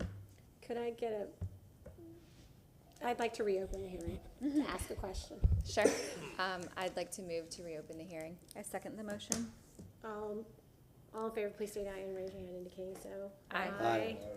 Right, Mr. Dobson, is it the intent of the applicant to reutilize the existing pool in its existing location? Yes. Will there be any changes to that pool that actually makes it harder for you to push the garage back? The only request by my client was that there was an area that they could sit at next to the pool between the proposed structure that we will present to you and the existing pool. Besides redoing the finish of the interior of the pool, I don't think there are other changes proposed to the pool itself. It's a very expensive change. Right. How much longer is the garage from this 20-foot garage? Did you give us a dimension for the intended? I guess my deeper? request would just be maybe not in proper order, but if we could possibly present the proposed design before the variance is approved or denied, it would certainly help them understand the reasons why we're requesting the variance. Kamaria Pettis-Mackle from the City Attorney's Office. Right now, the board is deciding whether or not you've met the hardship criteria for a variance. So the design element of the project is not a part of the hardship criteria. And that's why there's two separate presentations. Okay. I have another question for you. Can you tell me the distance between, it's on my right, the pool to the fence? How many feet is there? That's currently there. I'm sorry, I would be guessing. I don't have an actual dimension of what the existing concrete edge is to the fence. Okay. I would be guessing if I told you, but I would imagine it's about 10 feet. Okay. 10 feet. So it is possible to walk around the pool and or sit on that side? Right, so this concrete area is about 3 feet of paving around the pool itself. So from the edge of that concrete to the fence. No, on the other side, I'm sorry, on the. Over here? Yes. There is a walkway because this concrete is a 3-foot walkway. And then there's an additional green space right next to the walkway. So it's 2 or 3 feet? It's 2 feet. Because I'm asking because we're pushing the garage closer to the pool, and are you creating a safety issue? That's 2 feet? It's only 2 feet.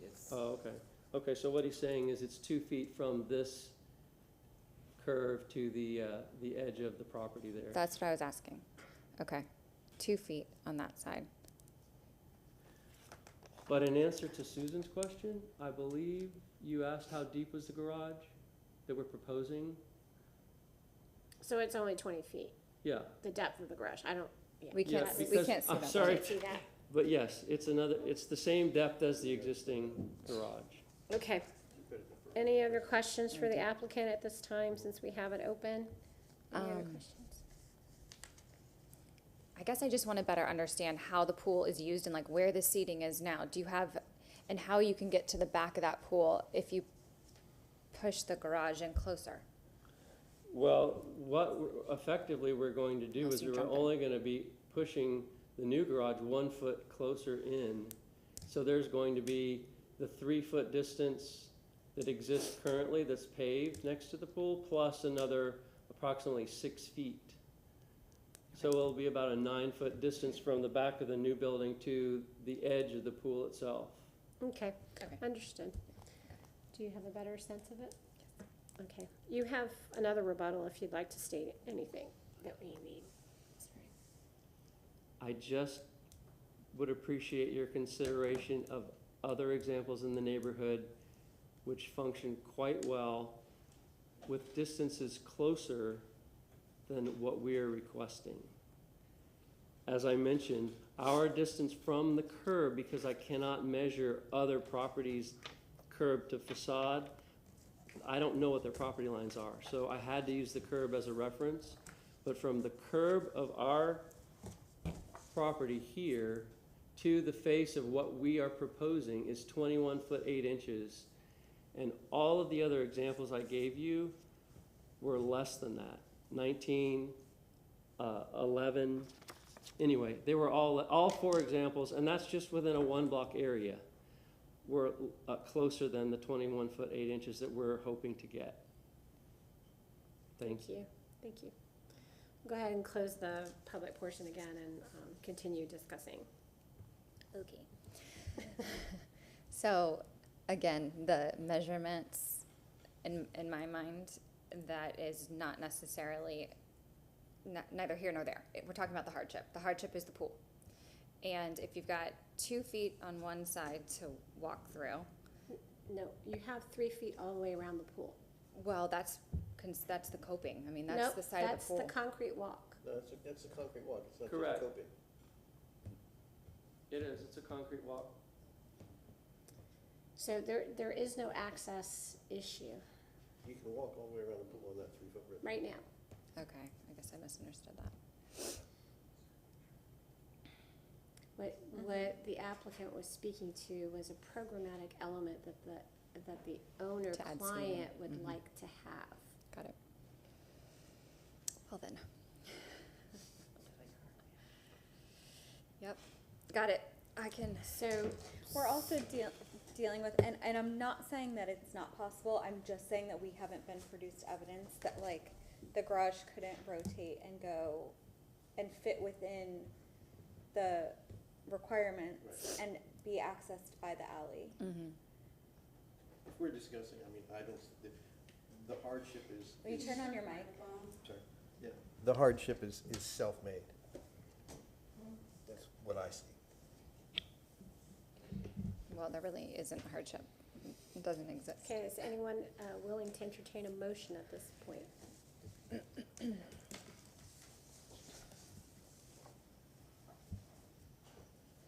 It's on the flip side. Am I doing? Okay, I move that the variance request for case ARC 22-442 for the property located at 1820 West Chaton Avenue for a vehicular entrance reduction from 10 to 6.5 feet be denied due to the failure of the petitioner to meet the burden of proof with regard to the hardship criteria set forth in section 27-114D of the City of Tampa Code of Ordinances, specifically that there is actually no existing hardship on the property. I will second that motion. All in favor, please state aye and raise your hand indicating so. Aye. Aye. It's a unanimous decision. Sorry.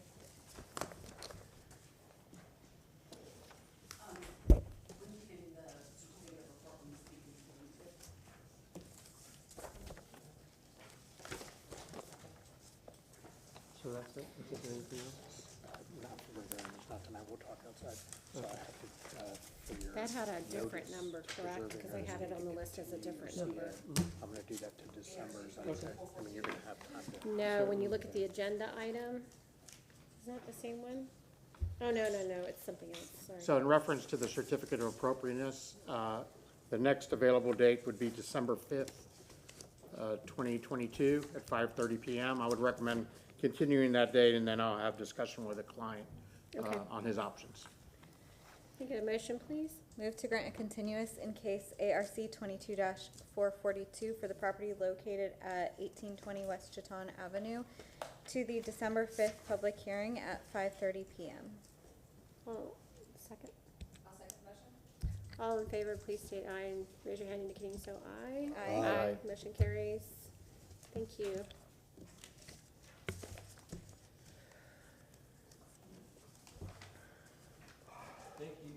You're welcome, Lily.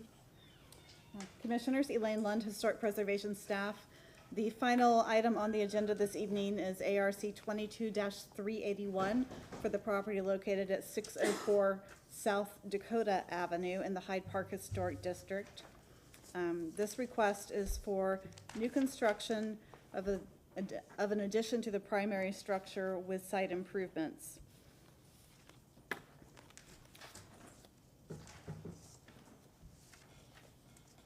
Moving to the photo presentation,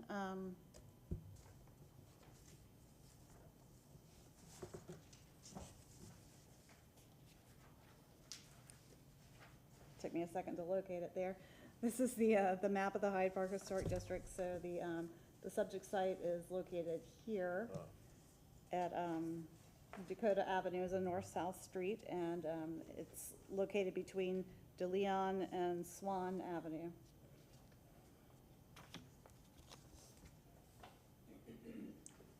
This is the 1920 Sanborn map of the area, showing the subject site here in green. You note that there's only this structure in the rear, this wood frame as indicated by it being shown in yellow there, structure at the very rear of the property at that time. This is the present day aerial map, excuse me, straighten that up for you, of the site, again outlined in green, with Dakota Avenue here and DeLeon Street here.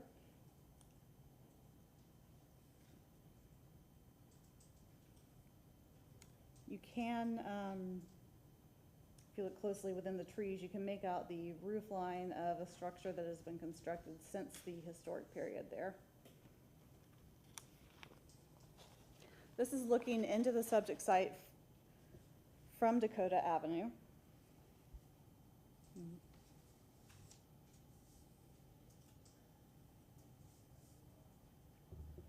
As we move into the site a little further and along the driveway, this is looking at the existing structures on the property.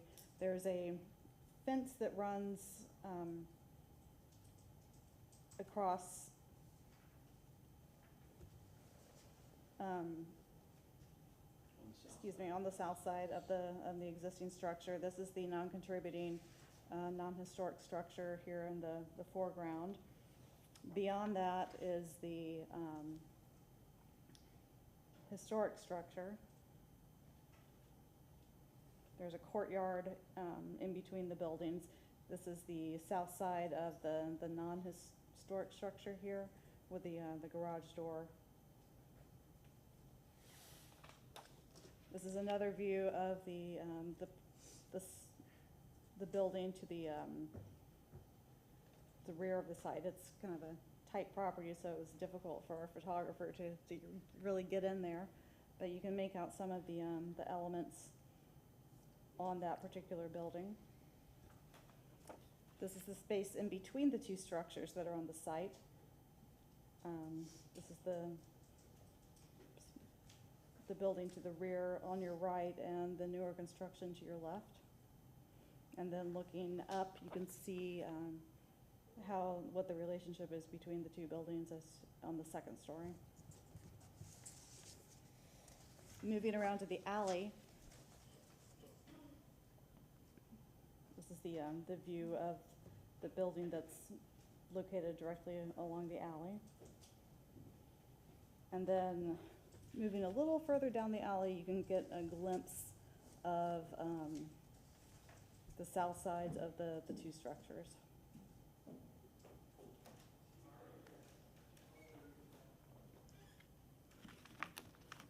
This is the building directly to the north of the subject site.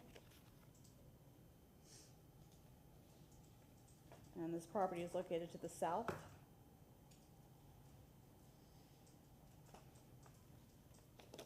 This is looking north along Dakota, so DeLeon is the cross street shown. And this view is looking south on Dakota, so the subject property would be to your left.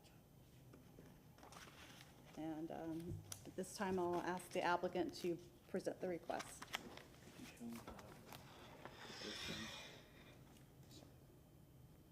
And, oh, okay. And do you prefer to use like individual slides or like a binder? Or does it matter? I'm not sure it matters. Let's see. Okay. Thank you. Yep. Amenta, can you log in?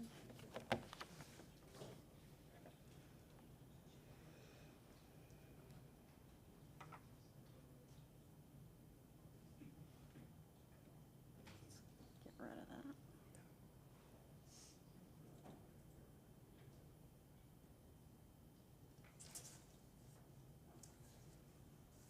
Do you know what Oh, okay. file I you're found it looking now, for? I think.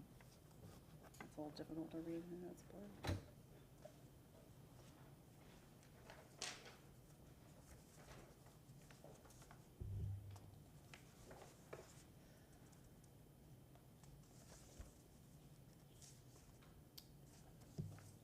Well, good evening. My name is Bert Thomas. I am an architect. I am the agent for the owners of the property, Hitoshi Kimuro and Jeanne Larson. They have lived on the property for about 25 years. And so I will go through the presentation. And again, I thank you for your time. This is the survey, and it's all the properties in Hyde Park are unique. I've never worked on one like this before, but it is still unique. The rear building, the east building that's on the alley, the original building is the gentlelady spoke of, was constructed in 1926. It is very close to both the rear and the north property lines, as you can easily see. In 2001, another structure, a two-story structure, was approved by the ARC and also constructed according to our current codes, but I'm not sure, and the owner is not sure either, why it's only 4 feet from the north property line. I don't have an answer for that, and they didn't either. But that entered into some of our early conceptual designs. Let's see, how can I get this? Okay. Okay, there we go. It's a heavily landscaped site by the owner's choice, and so it is kind of difficult to get photographs of this property. But the house sets back quite a bit. The westernmost house, the one that was constructed in 2001, is a two-story frame home, and it's constructed very far back on the site.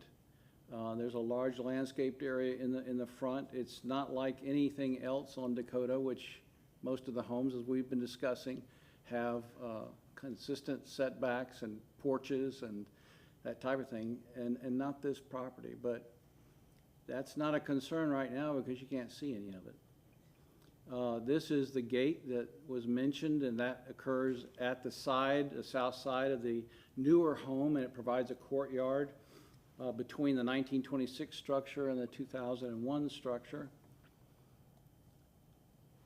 This is a shot of the southwest corner of the two-story structure, and you see a doorway going onto a shallow balcony on that elevation. And this is the front of the house. It's a two-story frame home with a small front porch entry, which is this on the west side. So we began a conceptual, this is the south side of the existing two-story home with a short, or not a very deep balcony, and the garage doors for the two-car garage on the ground floor. And this is another shot of that. This is the west face of the east building, which is on the back property line. So there's a porch element there, and it's located fairly closely to the 2001 building. This is the rear of that same building, and one of the elements that we're going to be looking at very quickly is this shed roof that's over the north end of this that empties onto the lot next door, which we're going to correct. if you allow us to. This is a better shot of the eastern 1926 building as it relates to the one in front of it, constructed in 2001. And I want to show you this. I want to show you this preliminary site plan.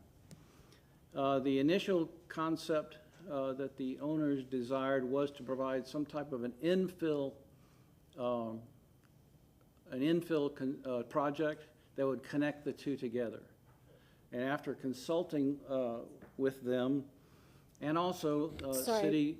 Mr. Tulp, can we have you zoom in, maybe do view to page width or something? Because it's really hard to see the I'm sorry. site plan very well.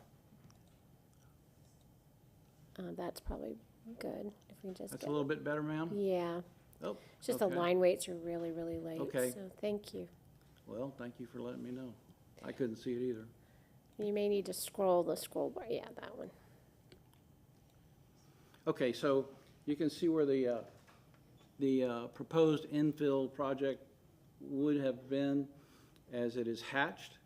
However, that presents other problems that were self-inflicted. In other words, now the whole entire building is in violation of setbacks. So we met with the preservation folks on August 31st, and also with several city staff, one of which was Mr. John Marsh, I think, who used to be here, or maybe still is. At any rate, they gave us some great advice and great direction. These elevations are not important now because it relates to that first concept.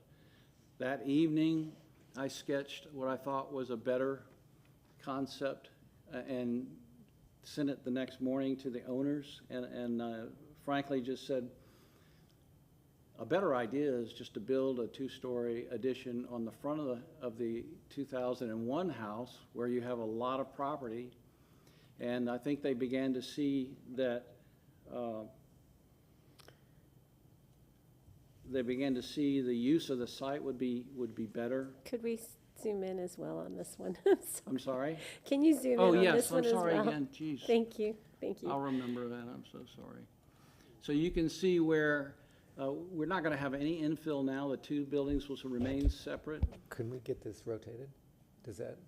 Is that possible? I don't Okay. know that, I don't don't know if think the so. rotation matters. You can see the Yeah, narrow. we're not going to stay on this long. The arrow is. Okay. But at any rate, this is what I presented to the owners the next morning, which they wholeheartedly bought into with the help of the preservation and city staff, who basically told us that they were not going to grant a variance anyway. So that was very persuasive. This is probably a little easier to see. This is the, I just wanted to share that with you to show you the kind of the evolution of the project. What we have included on this site plan is, this is still the existing site. But what we've showed you here is the residences both on the north and south side and what their relationship to South Dakota is and how close they are, which is basically the normal setback, and how much room there was on this site for the addition to be built, where we're proposing to build it, and I want to show you that. This is the proposed site plan that we have developed along with much help from city staff. And that is, you can see the proposed two-story frame addition on the west side of the existing building that we call the West Building, which was built in 2001. The finished floor elevation is 2 feet above grade, just like the existing two-story building is. There is a ribboned driveway along the south portion of the site. There's still a good amount of landscape area between the edge of the front porch, which will be a covered, one-story covered concrete porch, and a nice area of landscaping before you get to the property line. And then I think we're bound to add a sidewalk on Dakota. There are some beautiful royal palms in the right-of-way at that point that the owner has generously planted in there, and some of them, I suppose, will be donated to the city of Tampa when they have to put the sidewalk in. So we have the driveway coming back. It's a ribboned driveway. There is the front entry in the center of the two-story addition. I'll show you those elevations. There's also on the south side, you'll see a side alcove that the owner wished to have so that they could maintain entry into their existing house aside from the garage doors. You'll notice that there's an elevated deck on the south side of the existing two-story residence that is much, larger than the very shallow Juliet type of balcony that's there now. And they wanted to do that so they could park underneath it, enjoy the area underneath it as well as on top. And then a lot of the courtyard that is presently between the west building and the 1926 east building is to be removed so that we stay under 50% of site coverage and don't present any drainage issues to either this site or an adjacent site. You'll see that the mechanical units have been shielded, shall I say, from the street with landscaping. And as you can tell, the owner likes lush landscaping, so that won't be a problem at all. Let me see. We'll go to the next slide.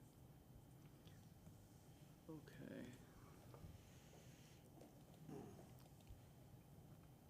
This is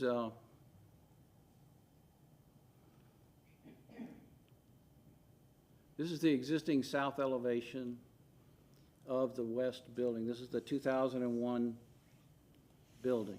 And we drew the edge of the 1926 building to the right of it so that you could just see how close they are. But just for reference sake, I think it says 12 feet between the balcony of the 1926 building to the 2001 building. And below it, what we show is the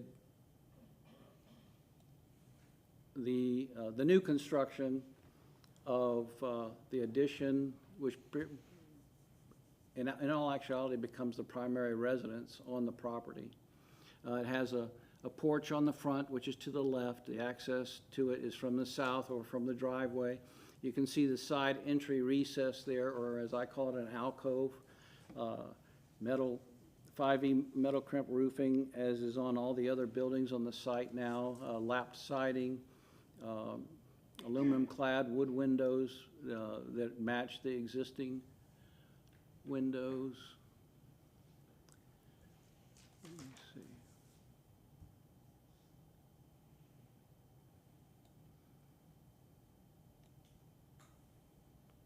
Okay. This is the existing east elevation. This is the rear of that front structure which faces the 1926 building. This is what it would look like with the elevated deck to the south or the left side of it, and we have a very low slope roof on it because of the windows that are on the south side of that elevation. This is the existing west, or this is the front. This is what faces Dakota Avenue now, and this is on the left side. That's the side of that building is only 4 feet from the other property, and like I said before, we're not sure why. I couldn't find a record of why that happened. I even had the surveyor go back out and check it because I thought maybe the fence had been put in the wrong place, but that's not the case. This is what the proposed front elevation would look like, and we have made sure that the addition is the required 7 feet from the north property line. You can see the the square columns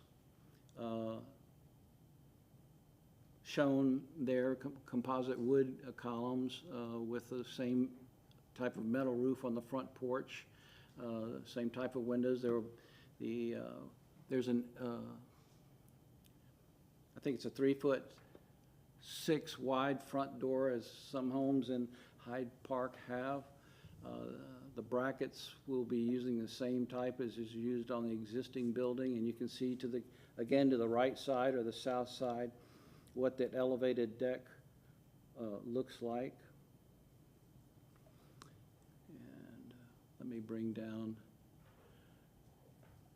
this is the existing north elevation of that residence.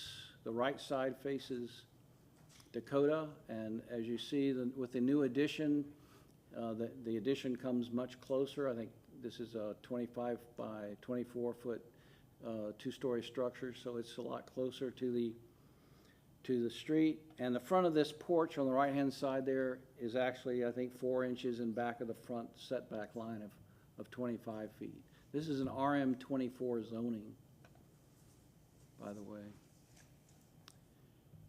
And this is the rear. This is the 1926 structure. You can see on the left side of this elevation that there's a different roof structure there, and that tends to dump water on the neighbor's yard, which their garden appreciates, but they don't. This is what is proposed to do, which is to put a gable roof on that end of the building, which is the north end of the building.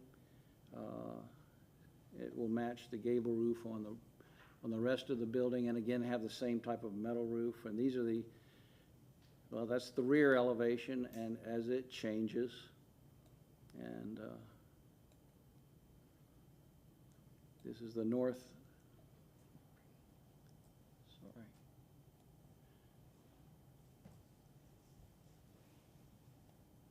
That's the north elevation with the typically flat shed roof on the north side, and now that's been removed and replaced with a gable roof.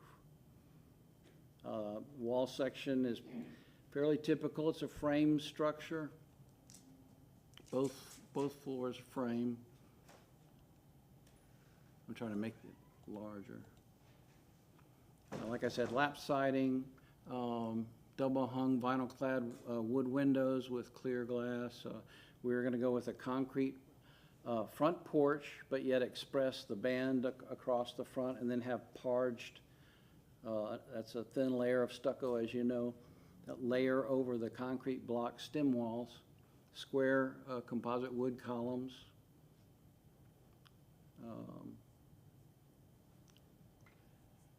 If I could find the mouse again.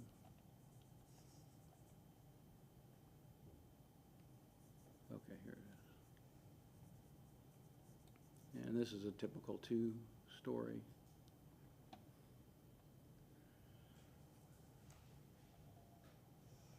There we go. Two-story section. Frame over a crawl space, masonry stem wall. Like I said, with the parged stucco, lap siding, and an overhang which matches the existing building to the adjacent project. Are both of these? I thought that neither one of these structures were contributing. Am I right or wrong? So neither one is contributing. Okay, that's what I thought. That's my presentation, and thank you again. Thank you, sir. We'll have staff present the report now.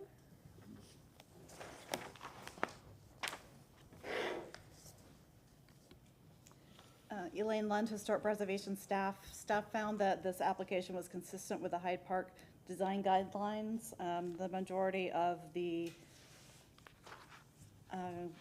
conditions listed in the staff report are requesting detail information, so I think that if you go through those conditions and just check to make sure that they have all been satisfied, then I think we've got a consistent project here.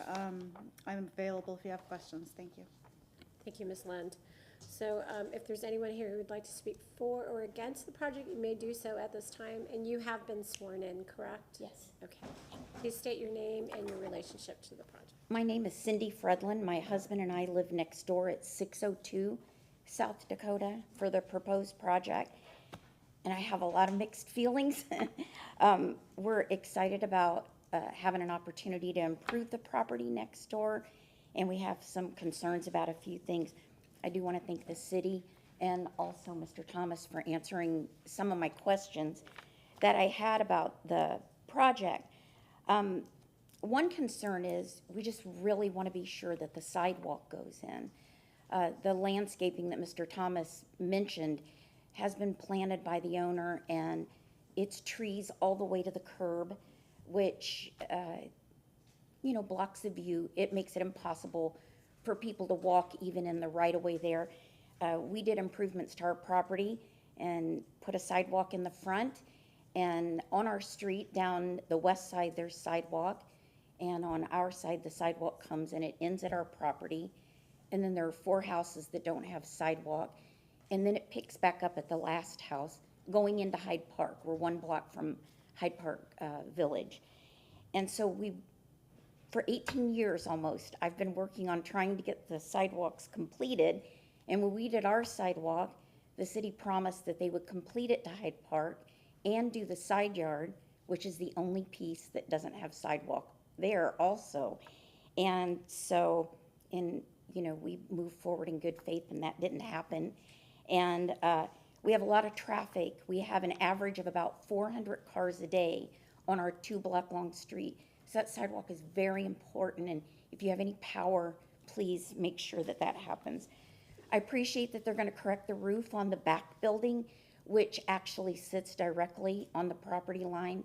Currently, the roof spills onto our property, the downspout gutter empties onto our property, and the gas line for their property is on our property. And so we would like those things corrected. As they do those construction, Mr. Thomas indicated that the roof would be done. We're pretty excited about that. We're also concerned about their parking. There are now many cars that park on the property where there isn't bamboo and trees and palm trees, and I'm concerned about parking in front of the house. And so if you have any influence over that, it would be great if they could stick to parking where their driveway is. And that's all I had to share with you this evening. Thank you very much for your time. Thank you, ma'am. Anyone else? Oh, could I just add that I did speak with our neighbors, and they gave me permission on either side of us that do want to say that they support my thoughts that I shared with you this evening, too. All right. Thank you very much. John Marsh, Transportation Planning, just to add a few comments. They are required under, I believe, Chapter 22-8, that they have to put in the sidewalk. That is a requirement that's no longer being waived by the city, as it was like a year or so ago. They did, Mr. Thomas, we did sufficiently torture him over his site plan and the parking, and the last revision went back and forth with staff about 4 times. They seem to have addressed the requirements to have the two required spaces on site. Driveway seems to meet code. I know the applicants didn't get everything they wanted. They wanted a circular drive. The site is too narrow. But as of the site plan you saw, which I did not formally review, but we went back and forth, that meets, to the best of my ability right now, that meets the transportation code for all those requirements. Thank you, sir. Anyone else? Seeing no one, we'll go ahead and close that portion of the hearing, and we will begin asking questions. Start with Mr. Prokoff, if you have any. I'm just moving down the line. Okay. No, I can imagine how difficult a site and a client even this was.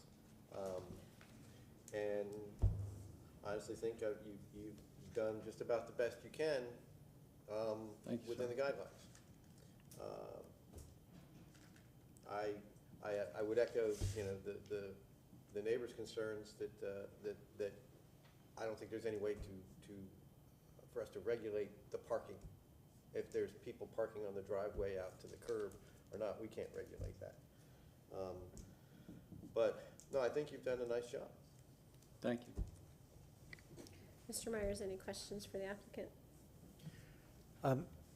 It is always interesting for me to see a building like the back building. If you could bring up the elevation of the front of it.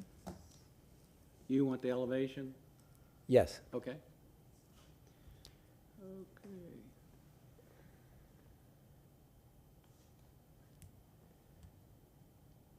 Which one do you want, sir? Oh, actually, the Western- porch. The original building? Yeah, Yes, the the ward, the original west. building, the The porch on the 1926 There you go. structure. If Yes. That's what you're looking for. I think. Yes, and what we're seeing is a really great little building that was built, and it seems to have, I'm sure it's coming back here sometime soon. Here we go.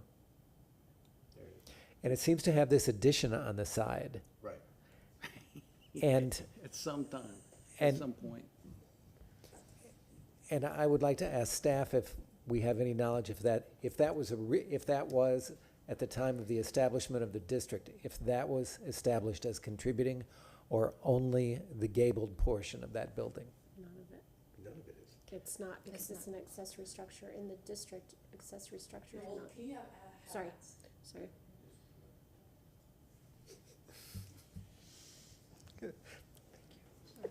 Elaine Lund, Historic Preservation Staff. The building at the rear of the property is, while it is a historic building and that it was constructed in the 1920s, it is not contributing to the district, and is, to the best of my knowledge, has maintained that status. Okay. I'm going to ask, I'm trying to educate myself on this then. So you've declared that it is not contributing, but if there are a contributing structure in, primary structure in front of it, it could be classed as contributing. Is that correct? The building, there are accessory structures in Hyde Park that are considered to be contributing to the district. I don't think whether or not there's a primary structure there, I do not think would impact that. Okay. It was just randomly determined to be not contributing? Correct. Okay. It didn't look like there was ever a property on the front. Yeah, I know. But had there been, I'm sorry, In any case, it's just, it seems to me to have been added on to.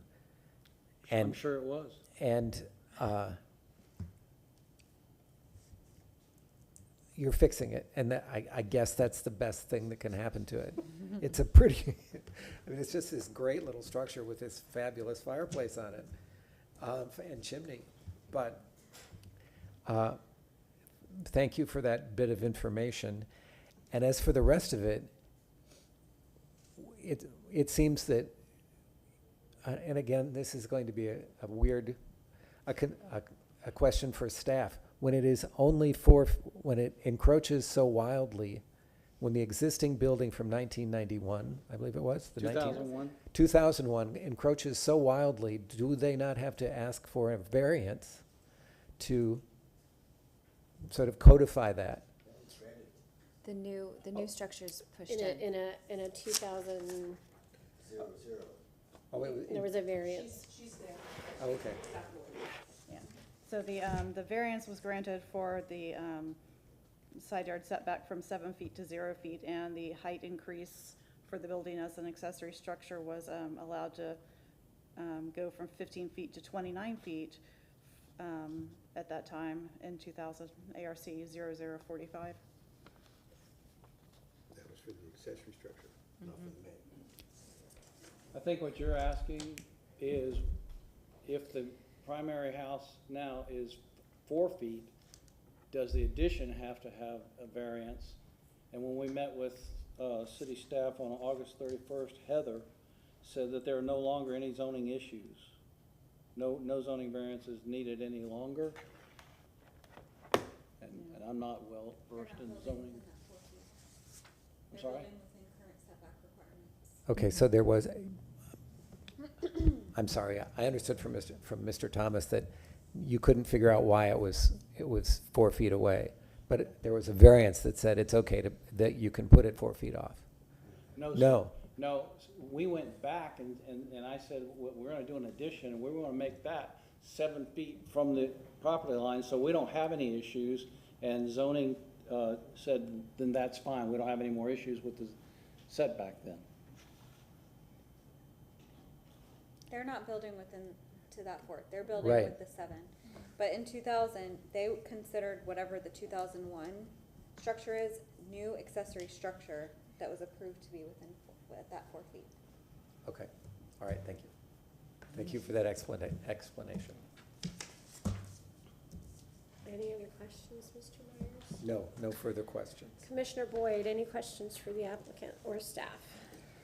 Do you have any additional information on your railings, columns, foundations, and steps? Yes? We'll start one at a time. Railing? Yeah, the railings are to be painted wood, treated wood, in a design that I've used several times in the Hyde Park area. If I can go to the wall section, you'll see it.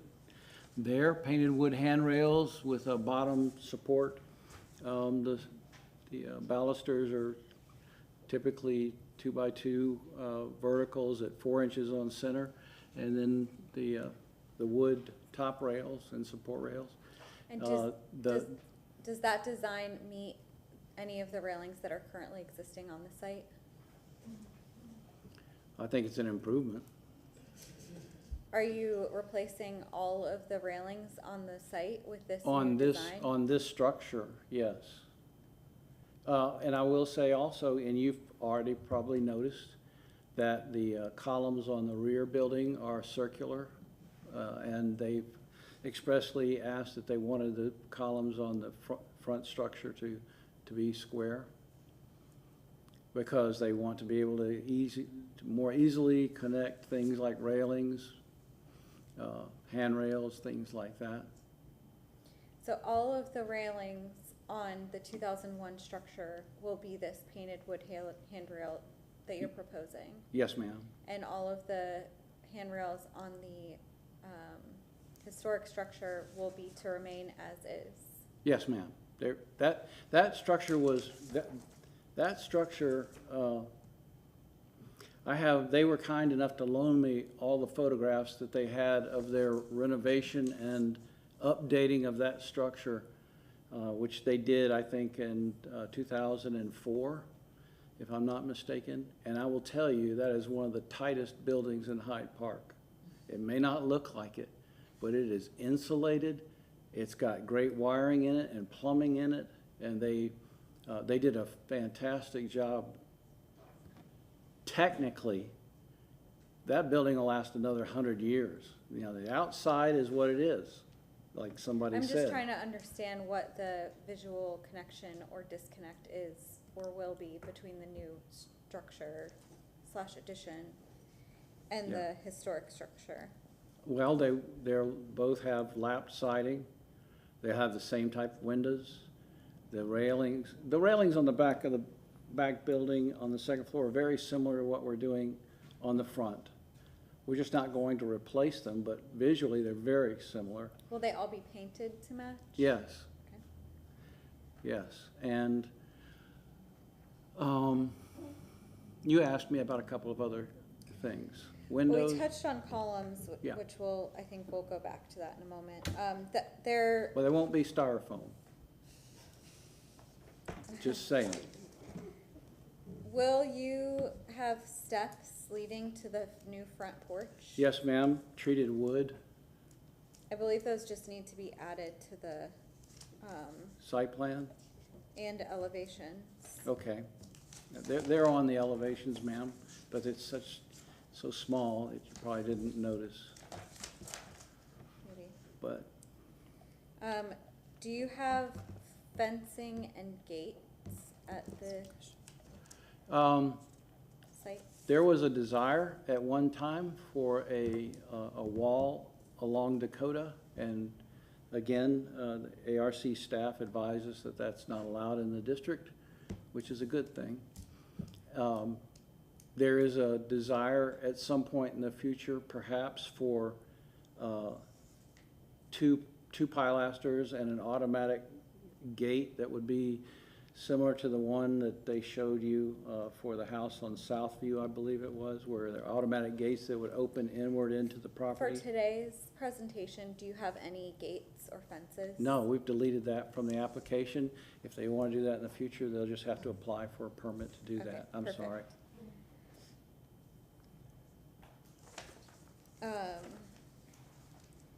Are you proposing any new exterior lighting? Yes, ma'am. And that's one of the items that we need to provide you cut sheets on, as well as window cut sheets. And the front door hardware as well. All right, I'm gonna go back to the columns now. Can you walk us through,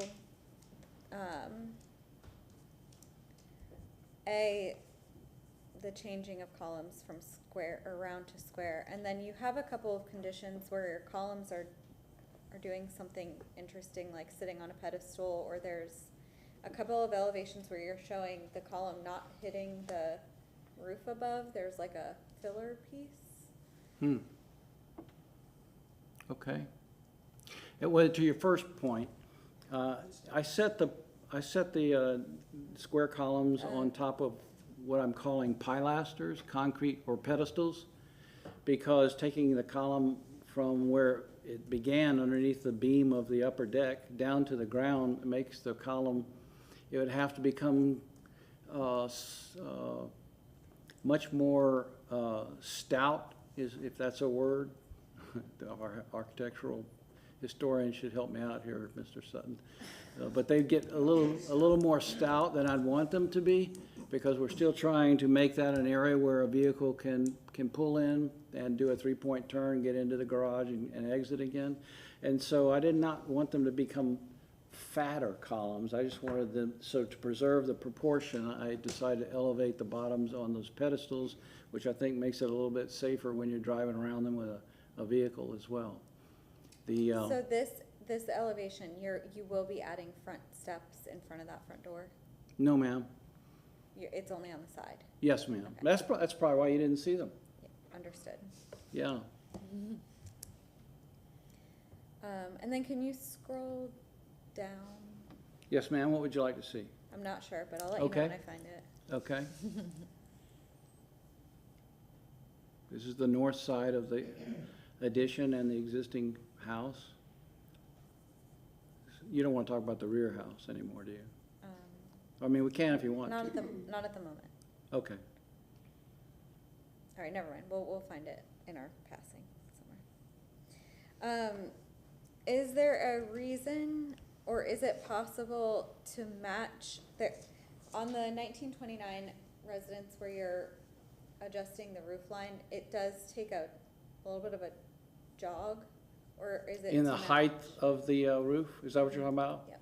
It does that because the depth of the building at that point is deeper than the rest of it. So as you come up, from the back, in order to reach the front, it's just going to climb higher because of the slope of the roof. Okay, so if you're looking at the site plan now, you see that I see. the north part of that rear building is deeper than the southern wing, if you want to call it that. So the pitch of the roof just naturally, by geometry, just goes a little bit taller. Is the existing two-story 2001 structure getting a new roof? Getting a new roof? Or are you just adding roof to the addition? Well, it's a 5V metal crimp roof in fairly good shape. I don't think that they're going to re-roof that, but the new roof will be the same material, only new. Okay. And after maybe, 2 or 3, 4 years, you may not be able to tell. My question was if there's an opportunity for us to increase any of your overhangs from 1 foot. Oh. Yeah, you and me both. It's just what like Mr. Prokop said, you're dealing with something that's there. And while I don't want to actually, you don't want to actually copy it, I mean, are you going to do something that's so different that it, That's why I asked about the new roof. We looks- don't have to dwell on it. is it okay to use the word weird at these hearings? Sure. Yep. It will look weird, And then but I wish we could. do the window trim, like exterior details, as well as the window specifications, Yes. on the two existing structures match, or are you dealing with two different conditions? Yeah, they will match what's there. Do the two existing structures have matching details? Like I know what you're saying, like the width of the trim on the outside and the header over, but they're very close, but they're not exactly the same. So you'll match the existing structure that you're adding on to? Ms. Boyd, is it Boyd? Yeah. Well, my intention now is to match what's on the existing front house. And as it's painted out white, it will be so close to what the 1926 building is, it'd be very, very close. But you're taking the existing 2001 structure and making it bigger. So you're taking those details and adding it? Yes, ma'am. Okay. Yes. I don't have any additional questions at this time. Commissioner Sun. All my questions have been asked and answered. Thank you very much. So on the, I want to go back to the columns. Yes. You said that they would be composite wood, but what is the actual structure?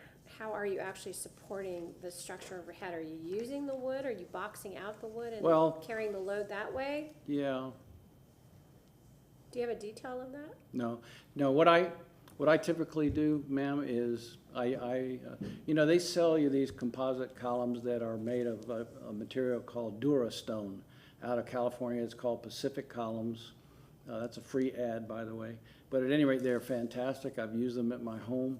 They're beautiful. They look like wood, but they're not. They're a composite material.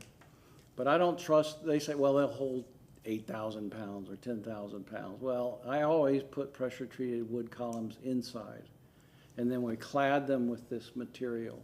And this is not, it's not hardy board. It's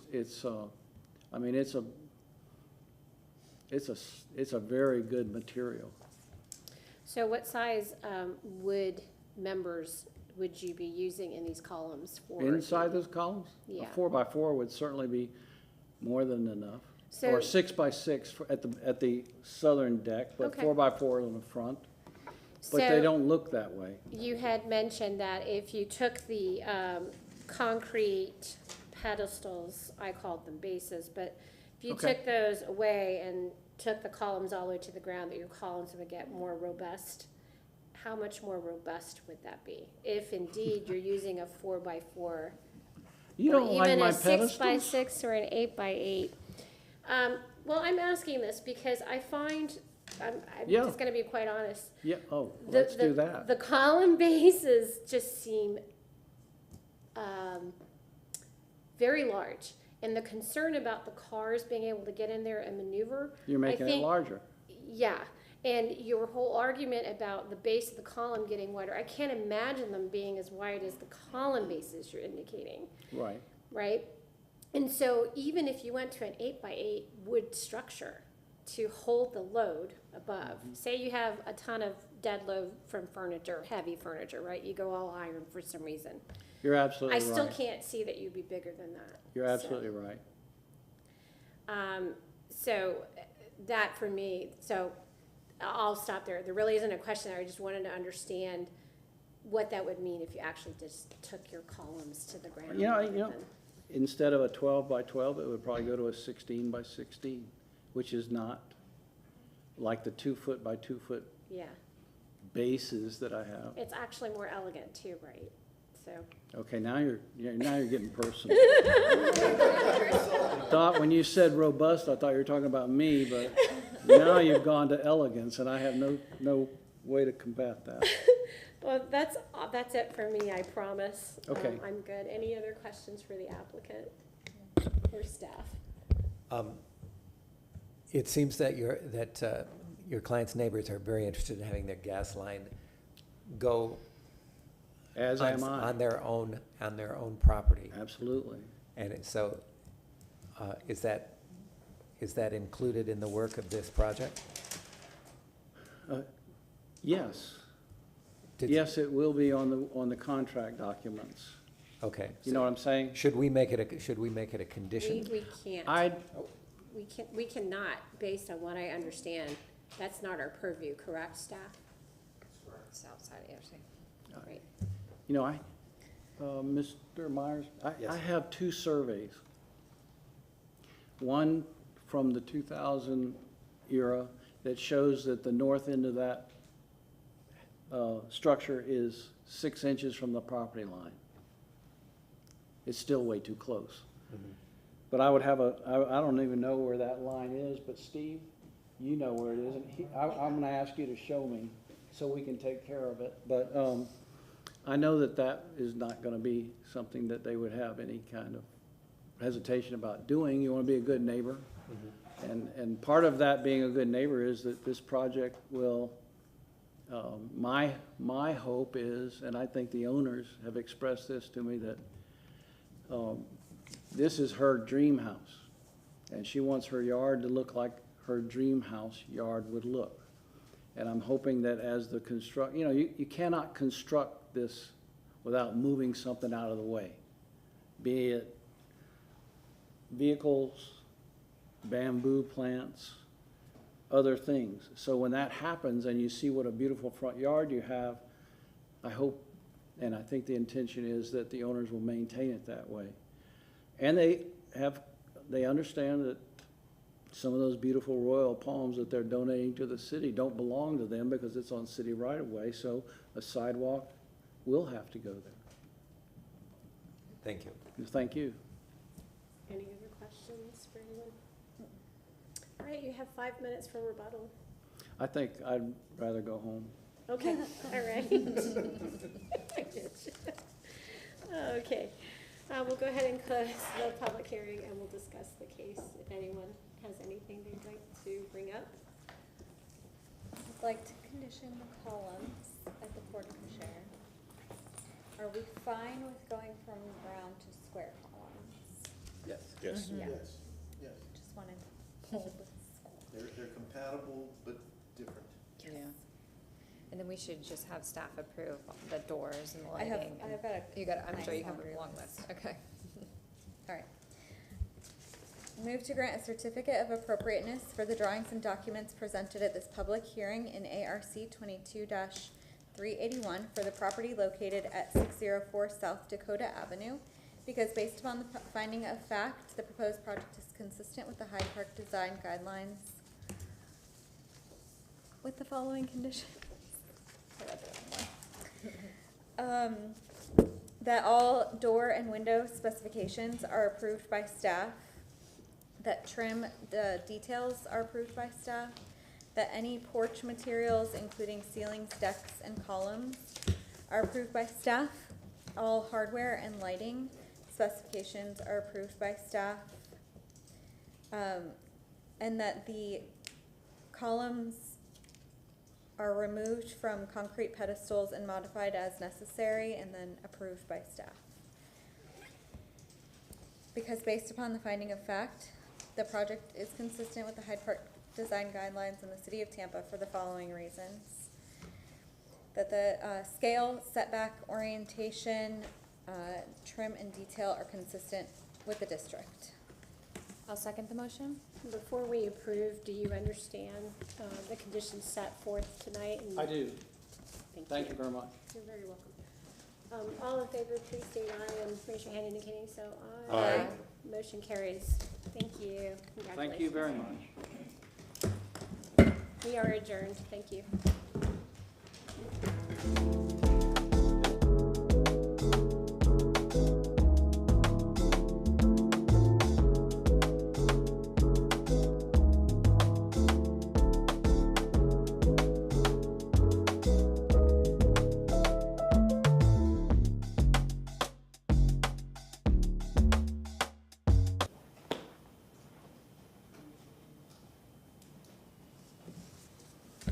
Okay, anyone else here from the public wishing to comment? Seeing none, we're gonna go ahead and commissioners can ask questions of the applicant. We'll start with Mr. Hammer on my left. No questions, thank you. I had a question. Sorry, I had a question on the columns side. Forgive me if my memory